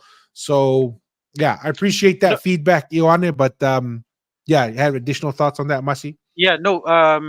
And another thing is that because these are just the oral stories and stuff. It could be Yeah, there's lots of families who even take it's not they don't have the title, but they'll take it as a name if they have a newborn yeah, child. And there's could be many names with a Tangaloa family or a Maui family, but doesn't necessarily mean that they had the title. So it gets tough. It gets tough to really decipher and distinguish, where exactly. But good question, Yeshua. Malo lava. yeah. Another comment here from Clyde Moore in regards to God Love's comment. This is about the Tahitian and the Tuamotus who made it to New Zealand. I think the Mm, Maori have lost a ton of knowledge, maybe to their intertribal wars, natural mm, disaster. I don't know if Tonga made it there, um, to be honest, but there was definitely a loss of a lot of knowledge boat building starting 100%. And that's it's a big piece of land. It is, like we mentioned, Tonga was very successful in navigation, having a navy. Now Yeah, penetrating land is a different story than penetrating, an ocean. So yeah. there definitely some challenges there. Thoughts, No, and Masi? another, yeah, no. So I remember having a discussion when Dad was here with me about the name of Aotearoa and how Tongans would travel to New Zealand. So apparently, Dad Devita Devita Fale is saying that there's two clouds. One is the long white cloud Hmm. Aotearoa. That's a reference to the South Island, and Aotea is a reference to the North Island. And there were certain Hmm. clouds in the sky that the Polynesians would travel to try and get to New Zealand. So it's interesting because I know right now Aotearoa is used as a term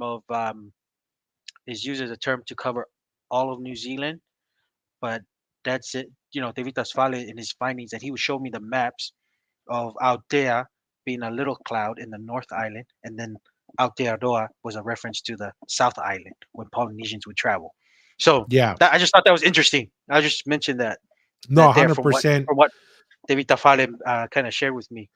And obviously the biggest sign from our perspective, Clive Moore, is the carvings that the Maoris have with the tongue coming out. That is directly tied to Tangaloa, right? That's Mm, where the word tanga comes from. It's from kind of like the throat, the mouth. That is the same connection that is found in the Americas, right? If you go look at some of the calendars of the Maya and the Inca, you will see that saying the tongue out. Um, and so there is definitely some connections there. God, let me see. Malo, Clydemore, they've also retained a lot of knowledge. You'll be and that's the thing. God love you. I think it's you got to find the right pockets because it is a bigger island. There could have been multiple migrations from different areas. I think mm, finding the right people and kind of like Masi said, um, that have like a kingly line, that are mound builders, that have, a lot of the mm, carvings with the tongue coming out is a mm, reference from our perspective to Tangaloa. mm. You No, oh you're gonna no, say something, Masi? yes, and I was gonna say I think that's one thing that now being here with in New Zealand that Maoris there's not much known information to try to reconnect a lot of the Maori connections to Tonga. A lot of them have been focused on Cook Islands and Tahiti and Hawaii kind of thing. And there's some good knowledge that we can learn to try to find more of the connection between Tonga and New Zealand. With the Maori tribes, Maori people. So yeah, that's what I'm just thinking, and Samoa too. Yeah, not 100%. Here's another comment here from Mello in William Mariner's book. Some Hawaiian natives that arrived in Tonga with Mariner in 1806 already knew who Finaukalala is, and the Tongans. Did the influence of the Tui Tonga reach Hawaii? Any Hundred thoughts on percent. that, Masi? Yeah. Yeah. No. Yeah. I mean, we've kind of shared the story of Nua being of a high rank from the Big Island in Hawaii, coming to Tonga to marry Momo.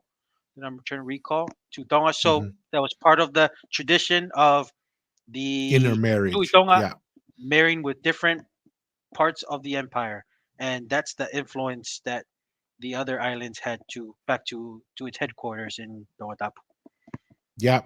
And that's, as we discussed on some of our other videos, responding or kind of reacting to Kawa University's series.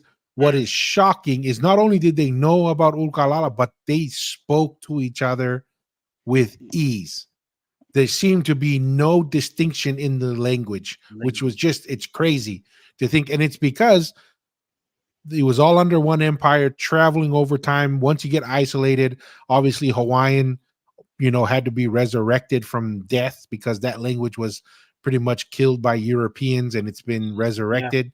Same thing with Maori. Yeah, the Yeah. Maori language. Yeah. No, So Tua, and I was just definitely gonna a lot of work.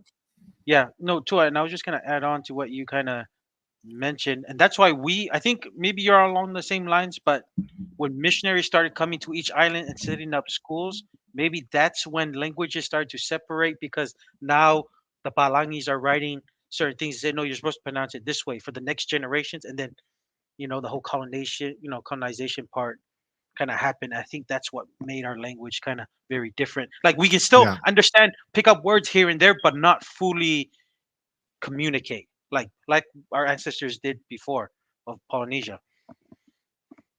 Okay. Yeah. No, 100% on that, Mussy. Let's see here. We're almost caught up. Fantastic interaction. HT, my family from Manu'a Island in Samoa, they were allies to the Paul the First. There is a village named Hapai, named after Hapai in Tonga. It was settled by Tongans. Do you have any info on this? Not surprised Uh, that Tui yeah, Kanukupolu had yeah, very close ties. And really, that's really who empowered the Tui Kanukupolu because they were the lowest of the three kingly yeah, lines. And really, it was Samoan influenced.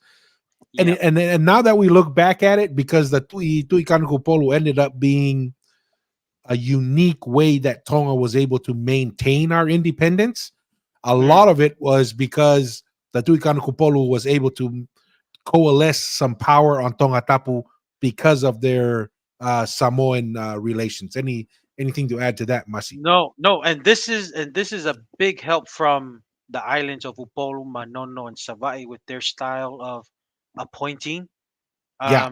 chiefs. After listening what Farid mentioned, remember the Tui Tonga, their model of passing titles was father to son. Father always had to be from Tonga Tapu or Tonga. Hmm. That was always passed. We're talking about thousands of years. Tui Hatagalawa continue that method of pass. Same tradition. Yeah, you can marry somebody that was somebody non Tonga Tapu or outer islands. It could be anybody, but the father Father was to had to be son. Yeah. Tonga Tapu to father to son. And Samoa, actually, if you think about it, Tua, the Samoan way of their appointing, because the Tui Polu was a son, right, from the Tui Hatagalawa that started the Ngata, started the Tui Polu. Yeah. They started appointing, and that was a Samoan influence because we understand that that line titles, a lot of them were Samoan women, and not only that, they brought a lot of that Samoan women's families from, it Thousands. could, Thousands of Samoans Manono were was brought. probably part of that with Yeah. Upolu and Savai, bringing thousands of their people to mostly staying in Hihifo to Tonga and influenced the way they did their things, and because of that change, Tupo the First was able to be appointed and Yep. be able to use his his intelligence to save Tonga from colonization. So if it wasn't the Samoan style, Tonga wouldn't exist. Yeah. No, That's funny. 100%. That's Yeah. funny, eh? No, and that's what makes it crazy because you're 100% right there, Mussy. The more you learn about that story, the more miraculous it is. Tupo the First, Laufidi Tonga, and Christianity all happen in the same year, right? Then you have Tupo the First, who is not a direct heir to the Tu'itonga or the Tui Mm, Hatakalaua, but because he was so sickly as a child, and they took him to all the different priests, it was only the Tu'itonga priest that killed miraculously him. heals Mm, him. So he grows up in the capital in Manu'a, grows up pretty much with Laufiri Tonga. He understands the older way of doing things, right? The structure and the history. But then he goes to Ha'apai, builds a name for himself. And then when he comes back to Tongatapu to help his uncle, Ariam inherit. Motua, Mm, he's able to then, because of this new voting system that didn't exist in the yeah, other kingly lines, he's able to obtain the Tu'ikanukupolo line, which would have been impossible for him to yes, do on all the other kingly lines, which is pretty miraculous. yes, and that's a Samoan way of in appointing titles in how Yeah. they Samoa do it now. And it's so funny. And then the current modern king now, they revert back to the old Tuitonga way of when you have a son, Yes, rather he's than the voting. inherit of the kingdom, Yeah. right? Instead of doing the appointing. Voting. So Yeah. to me, it's very interesting. So that knowledge, because when you mentioned that Taufa Hao grew up in Mu'a, right? He was able to use. He's like, okay, in order for me to get the Tuigang Polo, have some influence in Tongatapu, help my uncle, show some military force, be appointed when Tonga is secured, and then it's his line from father to son. It's his Revert back prosperity. to the Tuihata Revert back, Kalaua and revert Tuitonga's back to the version. traditional way, because that's the rule now in Tonga today for the king. Yeah. So I mean, it's a very interesting point there, and this is what we're coming to. Samoa just happens to be the one of the much closer to Tonga. The relationship has been maintained a lot easier between Mhm. Tonga and Samoa over the years. Unfortunately, for our brothers and sisters who are further away, it was much more difficult. But this is what we're talking about. As I think on our last live with Kava University, we discussed of how, or maybe it was the one before that, how Tonga, and this is evidence for it. I made the comment, Masi, that Yeah. Tonga was able to survive because it was where all the ideas and all the technology and all the knowledge was referred back to the capital, right? Mm. And this is a prime example of what you're talking about. A new system is developed in Samoa because of the fracturing of the Yes. Tongan Empire, as Samoa is developing itself as this new, the empire is fracturing, they're trying to come Yes. together and develop a new structure. They develop that new structure. That new structure is exported or imported into Tongatapu, and that ends Yes. up being the tool that Tupo the First uses that was To get it. critical for him to save Tonga. Yes. Yes. No, and that's the thing, because you know how we talked about Tupo the First having influence.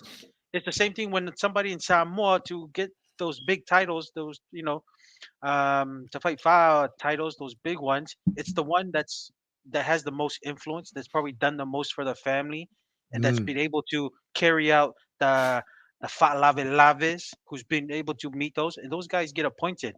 So I mean, it takes a while, because I think since the Maria Toa has passed away, the no one has inherited that, no one has gotten that title yet. But like I said, that's what Dupo the First used. He was there for a purpose. He got in, and then once he secured the authority, and also um, prevented colonization, he revert back to the old ways. yeah. And I'm wondering if that was, one of the reasons, and I think maybe that's one of the reasons why, Laufiri Tonga gave him the Taumafakava, was to give him legitimacy to Yes, reinstall father yes, to son, father son. Very interesting. These are yes. some, I appreciate the comments. Once again, HT, good point. I appreciate that for bringing that up. Mm, David says that Nukuhiva people know they came from Tonga and Samoa groups, and that's who the Hawaiians mostly come from. So yeah, 100%, all connected, mm. all one people. 100% agree with that. Mello has a comment here. There's a mound in Savaii called Pule Mele mound, similar to the mounds in Tonga. No one knows who built it or why, but it's possible it was built by the Tui Tonga Momo. And that's the thing. Yeah. A lot of these mounds, on the little bit of digging or archaeological dating, they Mm. typically fall along the Tuitonga influence of time. Anything on that, Masi? No, I mean, yeah, I mean, it's kind of what we mentioned. Pule Malay, they're still trying to figure out its purpose. I don't know if it was a burial site, tua, like Mm, the langis. yeah. It's more of pigeon. It could be more of like a pigeon snaring, like it's found in Maufanga area or Siasia. There's some evidence of that. But yeah, they're still trying to find its purpose. But yeah, the dating is around the Tuitonga era. So kind of like what we talked about. Not 100%, 100%. Another comment here from HT. Lotu Tonga started in Manono because they requested it from Tupo. He also visited Manono and one of his wives from Manono. I'm not too familiar with that. HT. When you say Lotu Tonga, are you referring to the Lotu Mui Christianity? or are you referring to the Lotumua? So maybe if you could Mm. give some clarity on Oh, that. I know what he means, the Loku Konga. So when I was in Samoa, they refer Loku Konga to the Wesleyan from Tupou. Oh, So okay. they yes, so the Samoans say Loku Konga, Lotu Tonga because of the influence from Tupou when he was converted to Christianity, the Wesleyan.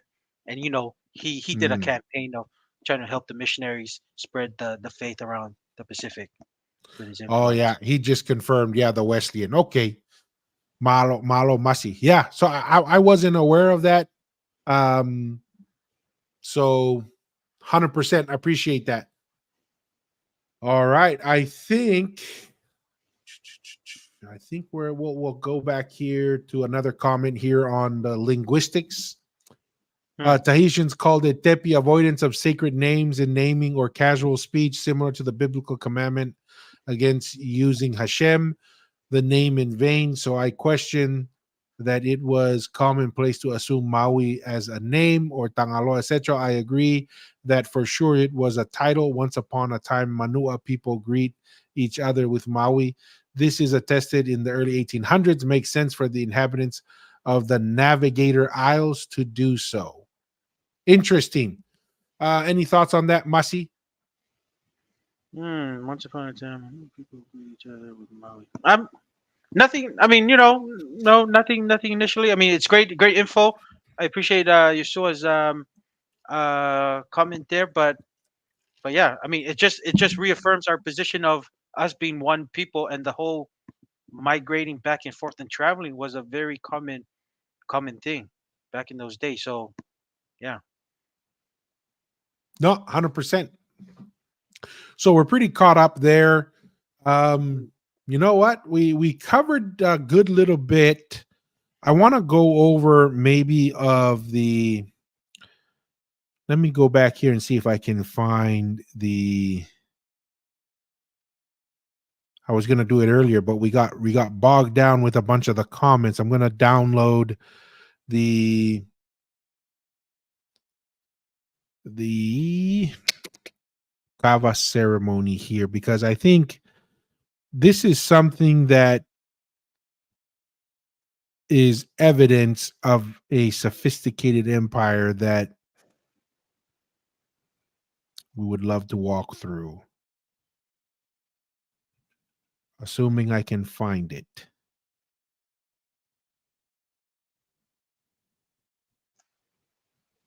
Tua, what kava ceremony are you referring to? Just the dad's map on Mm, the Furitaunga and the Taumafakava, but mm, for some reason I am not seeing it. okay. Yeah. No, that's interesting. And that's another question. I wonder if there was another kava ceremony or name during the Tangaloa time. If it was other than Furitaunga, or was it the same? It's interesting with all these name changes when the titles of the empire was passed on. Mm, So yeah, very interesting. Very I interesting. found it. I found it here.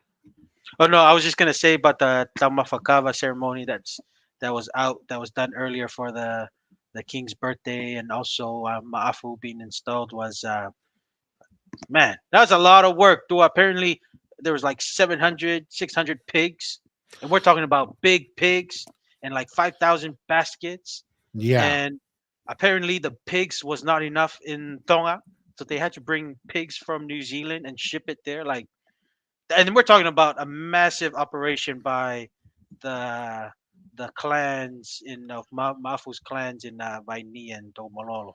I mean, Well, and this that's is the big enough. kind of scale that we're just kind of talking about that just kind of screams ancient Yeah, history and tradition, you know. and the scale. I mean, Tonga, when they do their kawa stuff, it's no small feat, man. And we're talking about a lot of people's family and stuff. I mean, and this is the thing, they don't mind doing it, and it takes sacrifice, and this is how you keep traditions alive. Yep. Trying to see. Okay, here it is. We'll share this and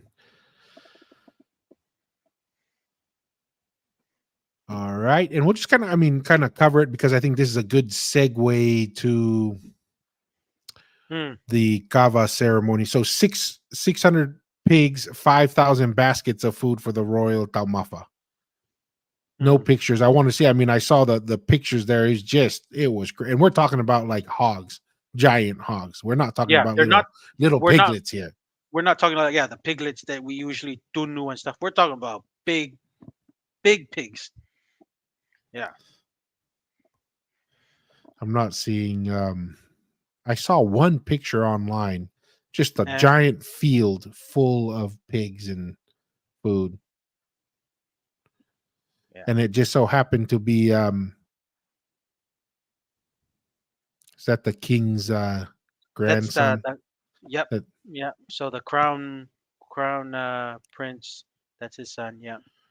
So Ukalala Tupo or Tupo to, his son. TN4.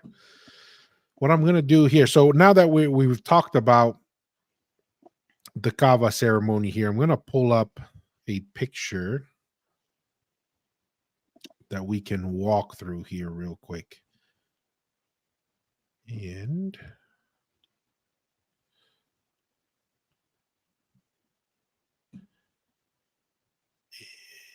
stop share screen, and I want a window and this guy. All right.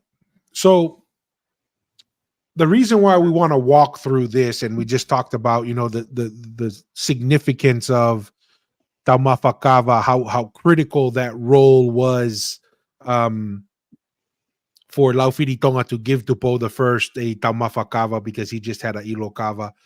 And this is the type of when we talk about a vast empire, there's a level of sophistication that one would expect out of the culture, out of how they interact with each other, and this is one of those things that we're referencing. So obviously this is a research done by Tevita Fale on the kava ceremony. As we mentioned, the Tu'itongas was called Furitaunga, Yeah. and these are patterns of how you execute a cultural event that are tied to scientific / astronomical knowledge, right? So let's zoom in a little bit and let's start with the Furitaunga, which has some similarities but big differences with the Taumafa Kava. So obviously, right here, right off the bat, you'll see that the center line or the Olovaha area from where the Tu'itonga sits to where the Kava is put together or made, that is Mm. a representation of the equator, right? Mm. That is why when you speak about the two roads for navigation of the entire planet, the navigation of during the day, it's called Tangaloa's Road, because why? The Tu'itonga was installed to represent and replace Tangaloa. So he is a representation of Tangaloa and the equator, this straight line right Mm. through here. And so that's why even today, when you reference the king is always referenced as the sun. And Yes. that is in direct correlation with the equator, because that's where the sun has the greatest influence. Mm. Then you have basically and that's also, you have the cardinal directions that are also Mm. tied with the double V that you find on top of the Ha'amonga, because that is the Tell the. pattern of the sun Yes. rising Yes. and setting throughout Sun the gate. different Yes. times of the year. Yeah. And so this is just a prime example of what we're talking about when we say why the Tu'itonga Empire descended from Tangaloa, and this is where the seat of knowledge and power. And this is the evidence that we're talking about. A sophisticated, what appears when you have a Westerner come and look at this the first time, all they see is a bunch of savages sitting in a circle doing some heathen action and drinking some kind of drink. They have no idea what they're looking at. Yeah. No, and I'll just add to this, because this is new to us, and this is the thing. A lot of these uh, people in the academic world trying to discover Tongan history and stuff, none of them have done their own work, and that's the weakness of their Yeah. validation when they present this is Tongan history. You gotta really question and critique, saying, well, what are you basing it off? It's somebody else's interpretation of the oral history, or it's the Catholics or Shirley Baker's recording of the Tuitonga list, and they're going this or that. But like this is what I'm saying. This is you can call Fade being a historian at the age of 4 because that's when he started passing kava and collecting information. Age of 4, and he's 73 now, and he's still working and identifying and bringing more new knowledge. It's incredible. It's Hmm. incredible. That's why he's able, and that adds to where he comes from in his genealogy of his line, where he lived in the ancient capital in Mua in Tonga. That all has played a part in him developing and putting this all together, and it's hard for it's that's why we're here in this platform, is just to push this theory out there so that everyone can know and be able to just to when an academic says they have their interpretation correctly from trying to deciphering a story, you got to just really question like where exactly are they getting it. But it's just incredible work Hmm. by David Tavares. And so now this is why we say Aho Etu was the heir, right? Tangaloa had a ton of children. The last Tangaloa, all the Tangaloas had tons of children. So when we hear someone say, "Oh, I descend from Tangaloa," we're like, "Yeah, that's just a Yeah. good chance," right? So that's why I'm very open to the idea that Manu'a descended from Tangaloa because why? Tangaloa married women from all over the place and had children. That's how the empire maintained its relationship across the board, you know? And so, but when we get to how the Tuitongas Kava ceremony was set up by Tangaloa, it was a representation of the astronomical knowledge that was in the skies. So this is how you would call it the Tuitonga's inheritance directly from Tangaloa. That's what the heir gets. And that's what Furitaunga means. It is a representation of the heavens. This is why you can get certain ideas that Tangaloa came from heaven and Tangaloa came from Langi. It's not just a Langi, but also the knowledge and the Mm. structure of things represents what you would see in the heavens. Another any thoughts on that, Masi, before we kind of come down to the Taumafakava?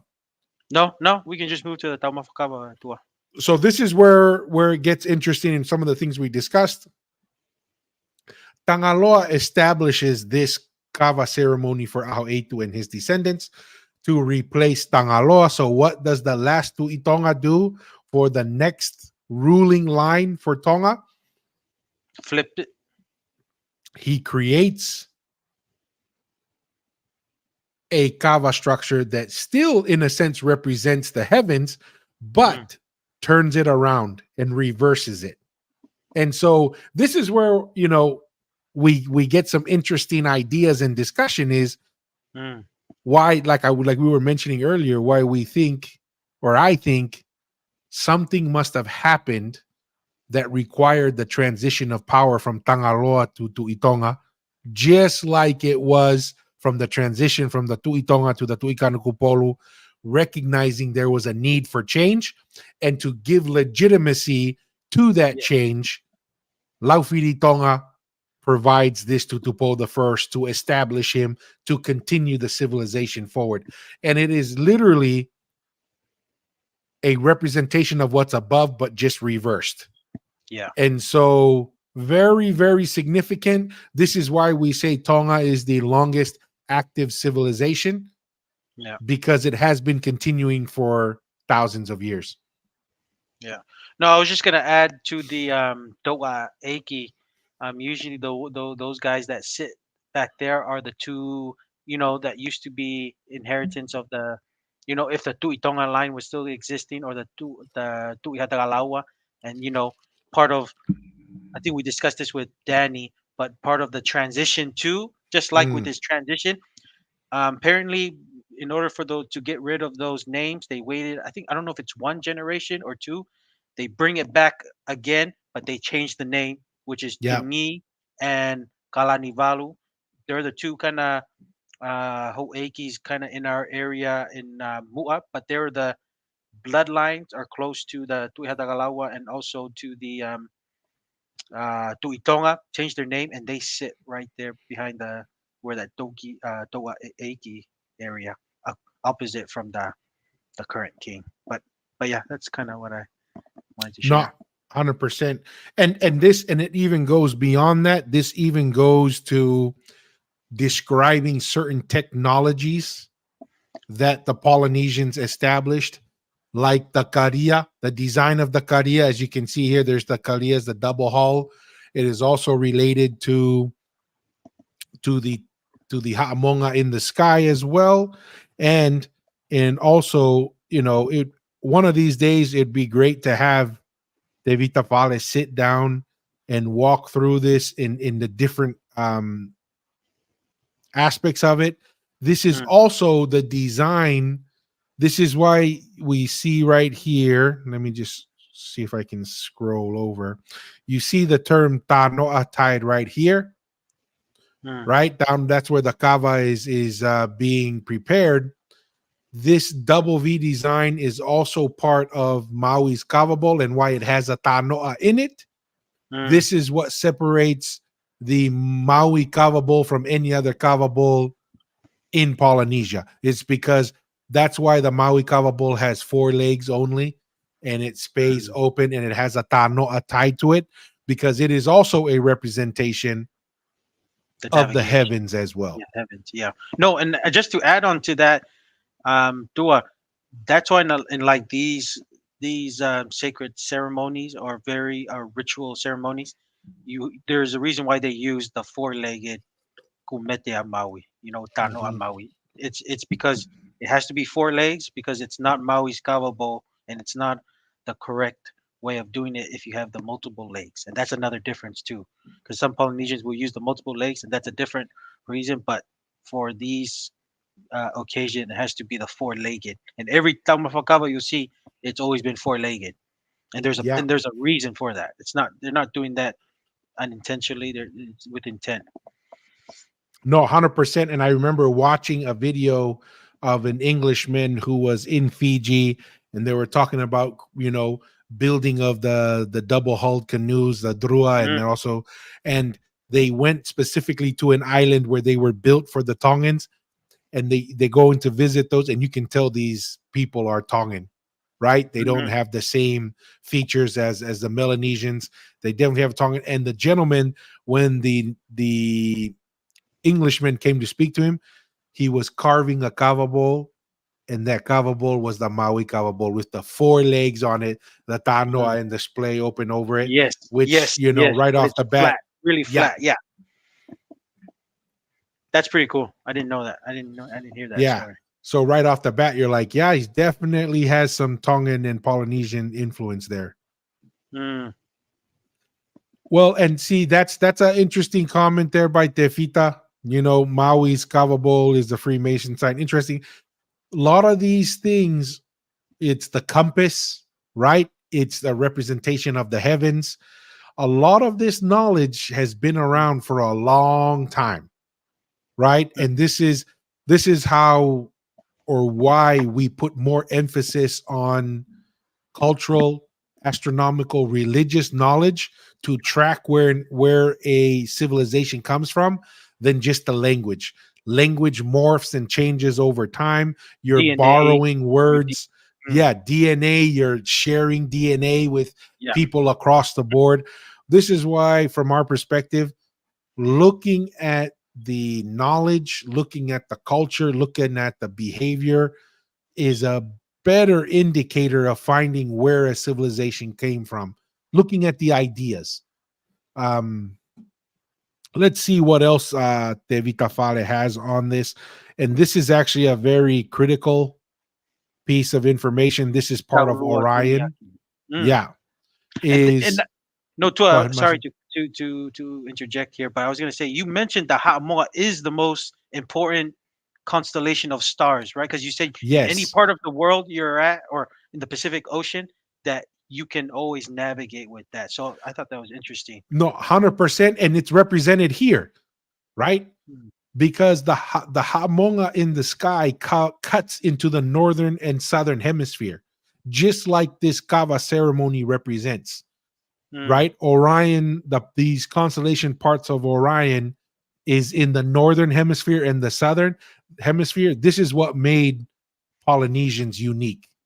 It mm, was our people's ability to navigate northern and southern hemisphere, because the Vikings were moving all over in the northern hemisphere, but they would never go south mm.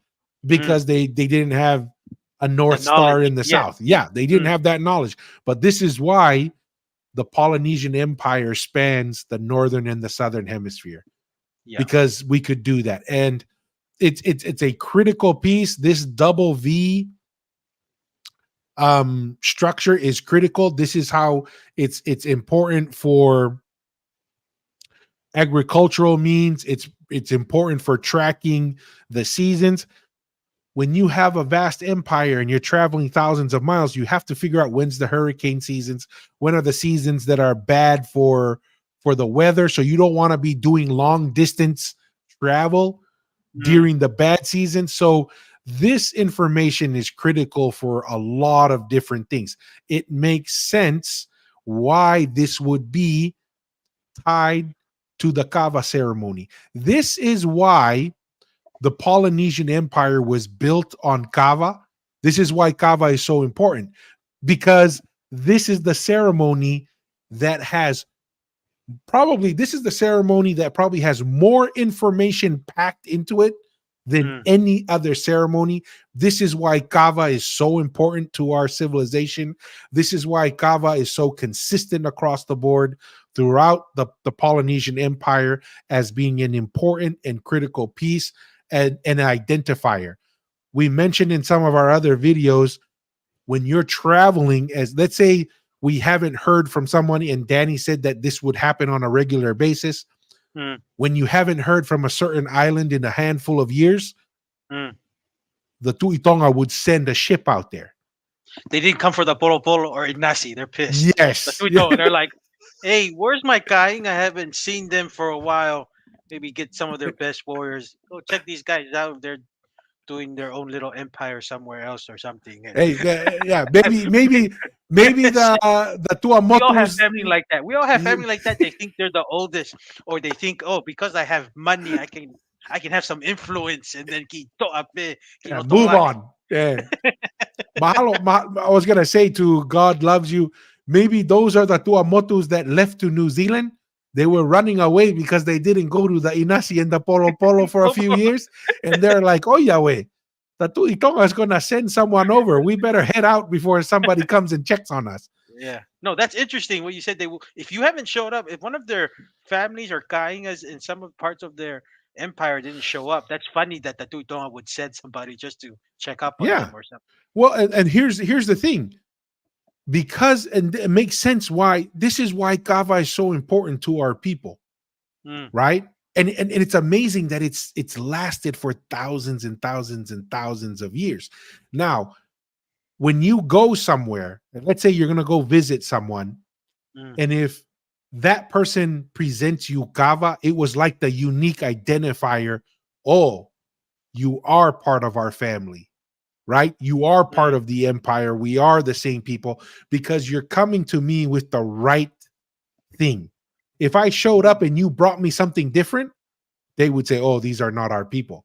This is mm. not our family. Our family understands that this is the way or the identifier. You bring the kava, you set up the That- kava ceremony." mm, Because the understanding would be, if you understand the sophisticated nature to set this up, mm. you're not offering me a Western PhD. You know Yeah. the truth. Any thoughts on Yeah. that, Mussy? Yeah.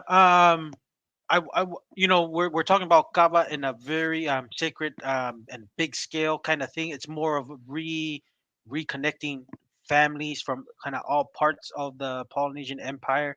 But kava in a smaller social setting is very critical too. I think that kind of shares the story of everyone has a little knowledge, and the kava circle is a social way of people Hmm. coming to exchange ideas, but it's not always exchange in a way that's very direct. It's a very Tongan style, depending, because when they have their knowledge, they're throwing some, you know, heriaki, some some funny parables and stuff, but um, the drink socially is also another way that's very critical in smaller scale and smaller groups of people, of families holding on to their knowledge and exchanging ideas, and also a way to solve problems probably in their families or villages wherever they're at. But yeah, and that's why Tongan, kalapus are a big deal now. It's just a pass on from Yep. back in the days. Not So 100%. And here's another interesting thing here is in regards to this idea of Pulotu originating from Fiji, it is embedded even in the kava ceremony that the boat, the navigational boat, the karia, yes, it was a physical means of transport, but this also represents the spiritual mm, journey that we take, and that the two roads coming in and out into the kava ceremony also represent the roads to Pulotu, and they're the two different Pulotus, right? The yeah, Pulotu Aka Aka when you haven't done things that you should have been doing, right? And then the Pulotu to Umau, then calm. when you have been doing what you should be Yeah. doing. So once again, this is the reason why it's very hard for us to accept. Oh, we named it Pulotu, therefore it's Fijian. It's like, dude, It's show deeper us than that. something Yeah. like this, right? Yeah. Something that has a little more substance to it rather than like HT Haktua said, oh, it's 10,000 BC. Oh, take it easy. Take it Kataki. easy. Gee, Hamori Mori Uso. Here's a comment here from Tevita Freemasons were Masons, rock carvers. The Ha'amonga Maui is a massive rock that's carved by Maui. Very possible. Very possible. I mean, it's the same. What we're looking at is mound builders throughout Israel, mound builders throughout Egypt, mound builders throughout the Americas, mound builders in the Polynesia, and they all use stone Yeah. building pyramids. There seems to be a lot of connections there. Obviously, Westerners are kind of deny that because Western civilization is the youngest civilization on earth, Mm, and yet they want to reject any other civilization. Like Western civilization was the only one that had science, that had structure, that had um, long distance travel. So the Western civilization is the new kid on the block, but is trying to act like they, you know, created everything on Earth. And mm. now we're not putting down Western civilization. They've done some great things, medicine, technology. Technology. I love a lot of the technology. We wouldn't be able to do what we're doing now if we Mm. didn't have Western civilization doing a digital kava session here. But And Western, anything else, Masi? no, I was just gonna say, Western education. We all function in a way of how Western society exchanged the economy, especially the economy wise, is all function on Western philosophy and economics, and that's the blessing of Western knowledge. Is because if you go to school and you learn, you only equip yourself to function better in a Western society, and that's to me that's how it is. But yeah, that's the blessing of the Western way, because like it or not, we all live in a Western society, and the people who function better in a Western society tends to be able to do well. So I mean, that's just what I was just thinking just No, regarding that. 100%. Have another comment here. If you can find Jack Thatcher, he'll have a Maori interpretation of these star maps, very knowledgeable about these dots, but lines maybe. Hey, I'm not sure who Jack Thatcher is. Have you heard of Jack Thatcher, Mussy? No, I haven't. I wonder. God loves you. I wonder, is he the guy? I know there's a Maori guy. They started celebrating Matariki Tua. It's like a national holiday. One of the Mm, important stars. Is he the one? I see a Maori guy that's kind of leading that celebration of Matariki. Is that him? But I'm not too sure who Jack Thatcher is. Just kind of guessing. But yeah. okay. Not 100%. Getting close, man. 2 hours just flew by. Mm. Masi, we'll see if anybody else has any questions or comments, any topics you want to bring up, but just anything else, Masi, any other thoughts? Ooh. No, I think we touched a lot today, Yeah. Dua, and I appreciate the viewers' comments and kind of guiding this kind of live. We kind of touch a bunch of different topics, so nothing in particular now. Just looking forward for more episodes because I am still learning from Devita Fade from his stuff. Like he said, he's still working, and I'm still learning too. Like Yes. end of the day, I'm here working, trying to feed my family, and also do my part as a son of Tonga to kind of help family in Tonga and family stuff and other things. But yeah, when I do have time to learn Polynesian history, I always take the opportunity to learn. So, yeah. Hey, here's an interesting comment here from our Uso here, Ioane. And Iosua, let me know if you go by Iosua or Ioane. But yeah, O and Kavad Hebrew equals burden or glory cave. Kavd Hebrew to carry Polynesian cognates, kava, and kave, ava, ave, or our word for tentacle, which carries things for the sun. Very interesting. Mm, That's the thing about linguistical things. There's definitely opportunity to make connections. And I use that as kind of like a secondary and tertiary in the background of historical and archaeological and cultural information. So very interesting there. Appreciate that, Uso. Another comment here. Hector Busby student. No, you may be talking about Rangi mm. Matamua. Si Ifai eh. Fahinga-hingo ayaw tauhinga giyay. Um, no, but I appreciate that. Okay. Well, thanks for that. God's love you. I didn't know that. That's good. Yeah, here's another interesting comment here. Toko, how long has the word Oyahweh been around? I feel like Dang. that's a yeah. I think it's a very old word of expressing a, a Polynesian feel or something. I don't know. I feel like that's a. I don't know. I don't know how long that's been, but I feel like it's a very Polynesian. You get different varieties of how people kind of say it, but it's pretty similar. When I've been in Samoa, they kind of say awe or kind of close to that too. But I feel like it's a Polynesian expression of loss, sorrow, or some Yeah. teasing, or you're being silly and acting stupid to somebody, and they say, have to repeat or something. There's different ways. I don't know. Yeah, Not too sure.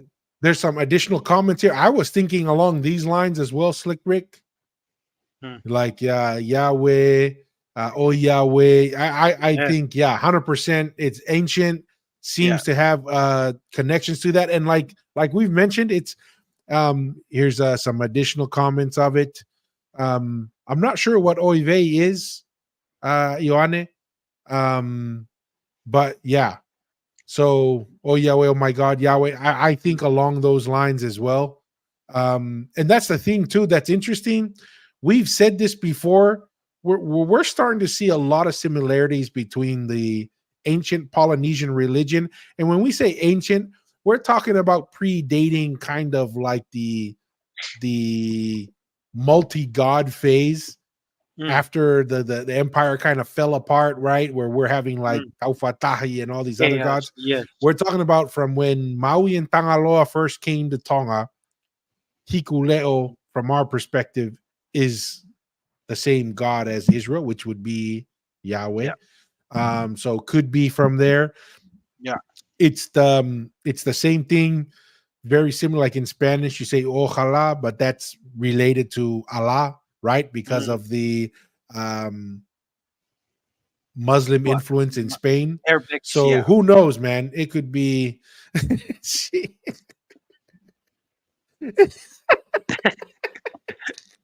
Well, Maria, that's why, Maria. and that's why I said to her that, oh yeah, wait, You it's can use all it anytime. anyway, yes.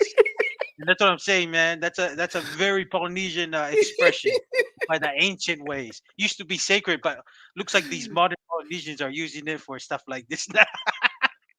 Malo Melo. No, this is interesting, Nacho. I've seen a couple videos mentioning that. It's interesting. Well, Tua, that's that Miss Hey Lala that did that performance. Or she's crowned Miss Hey Lala. That's an academic view. They viewed Hikureo as a female thing, which I don't agree. Hikureo is more of our God, that soft spokes, because it's the translation of the word too. That Mhm. soft sound or the whisper of that sound, kind of like how God communicates to us in modern Yeah, days. But yeah, there's I've seen some academics. I think it's Polynesian academics. I've seen they've referenced Hikureo as goddess, which is very interesting, and they've tied yeah. it to like the Fahu or something of how Fahu started in Tonga. Which I mean, to me, the only And that's way an that I oh, oh, go no, ahead, sorry Masi. to sorry to interrupt, but that's another discussion for another episode. Like the whole Fahu started, and we probably need Danny because he really kind of understands the intricate, because it's very intricate, the Fahu system in Tonga. Can we Yeah, we can talk about? and I think where you we did that video together, Masi, where we talked about that tree of life, and in the Judaic history, there seems to be a reverence to feminine power and influence, right? And so Mm, yes, we can talk about that. what I would be open to with the idea of Hikuleo is not that Hikuleo is a woman, it is that the feminine representation of the tree of life is mercy, right? It's the Mm, love of God that is extended to man through mercy, which is, the mother of Jesus, Mary giving birth to Jesus. That's what I would be somewhat open to. But mm. Hikuleo as an individual um is definitely something that I would say, nah, he's definitely a god, and it's a he. Here's another interesting thing.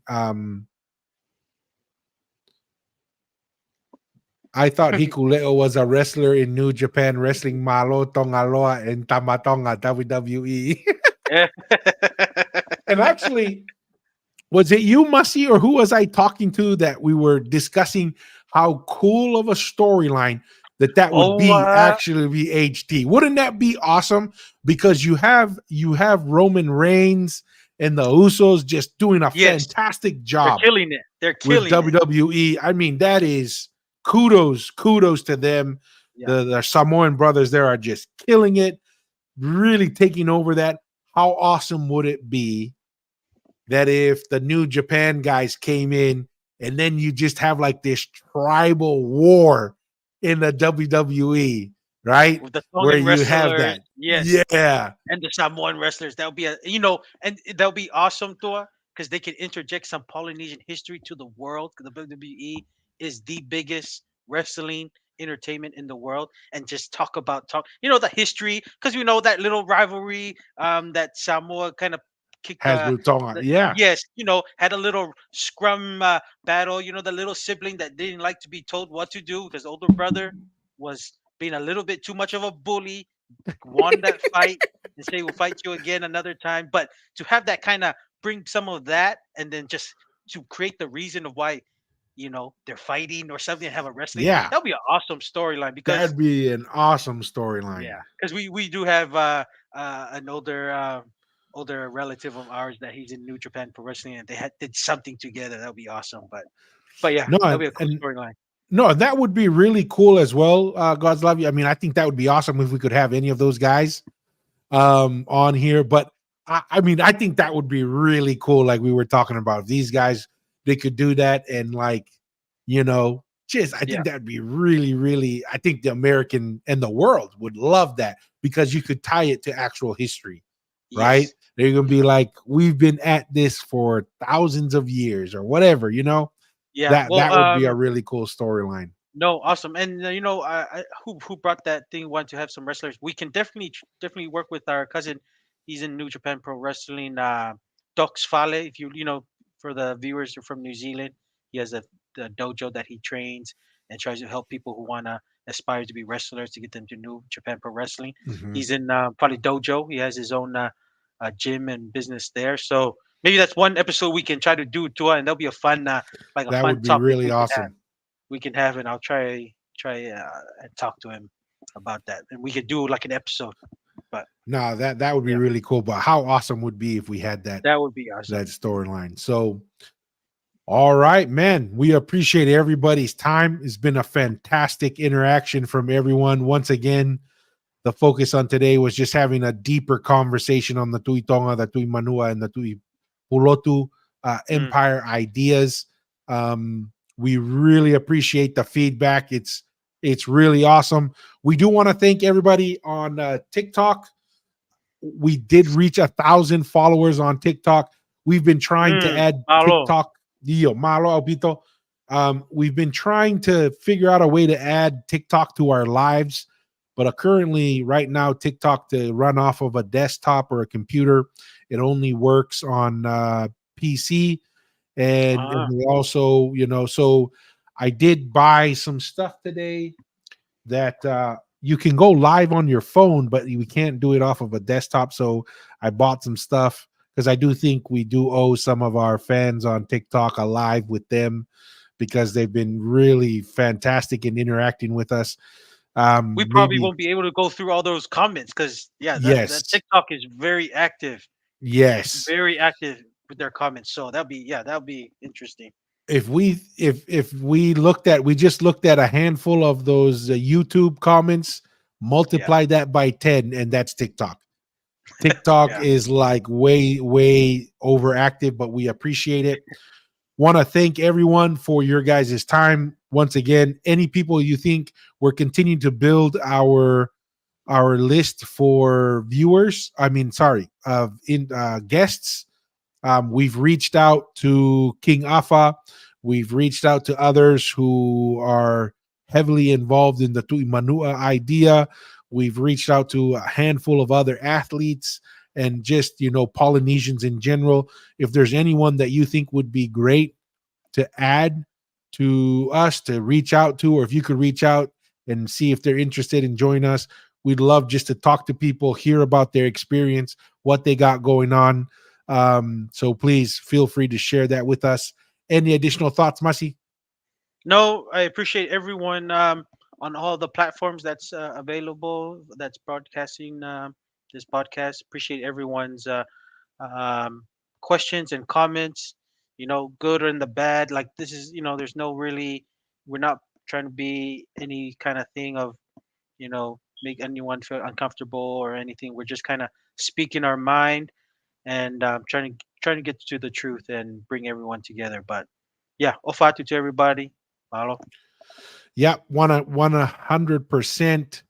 Once again, we're just trying to have a conversation. We are all brothers and sisters. The Polynesian Empire, for all intents and purposes, we can even say the Polynesian nation because it was one single nation. We all are brothers and sisters. We appreciate everybody's time. Have a great evening, and we'll catch you later. Peace. See ya.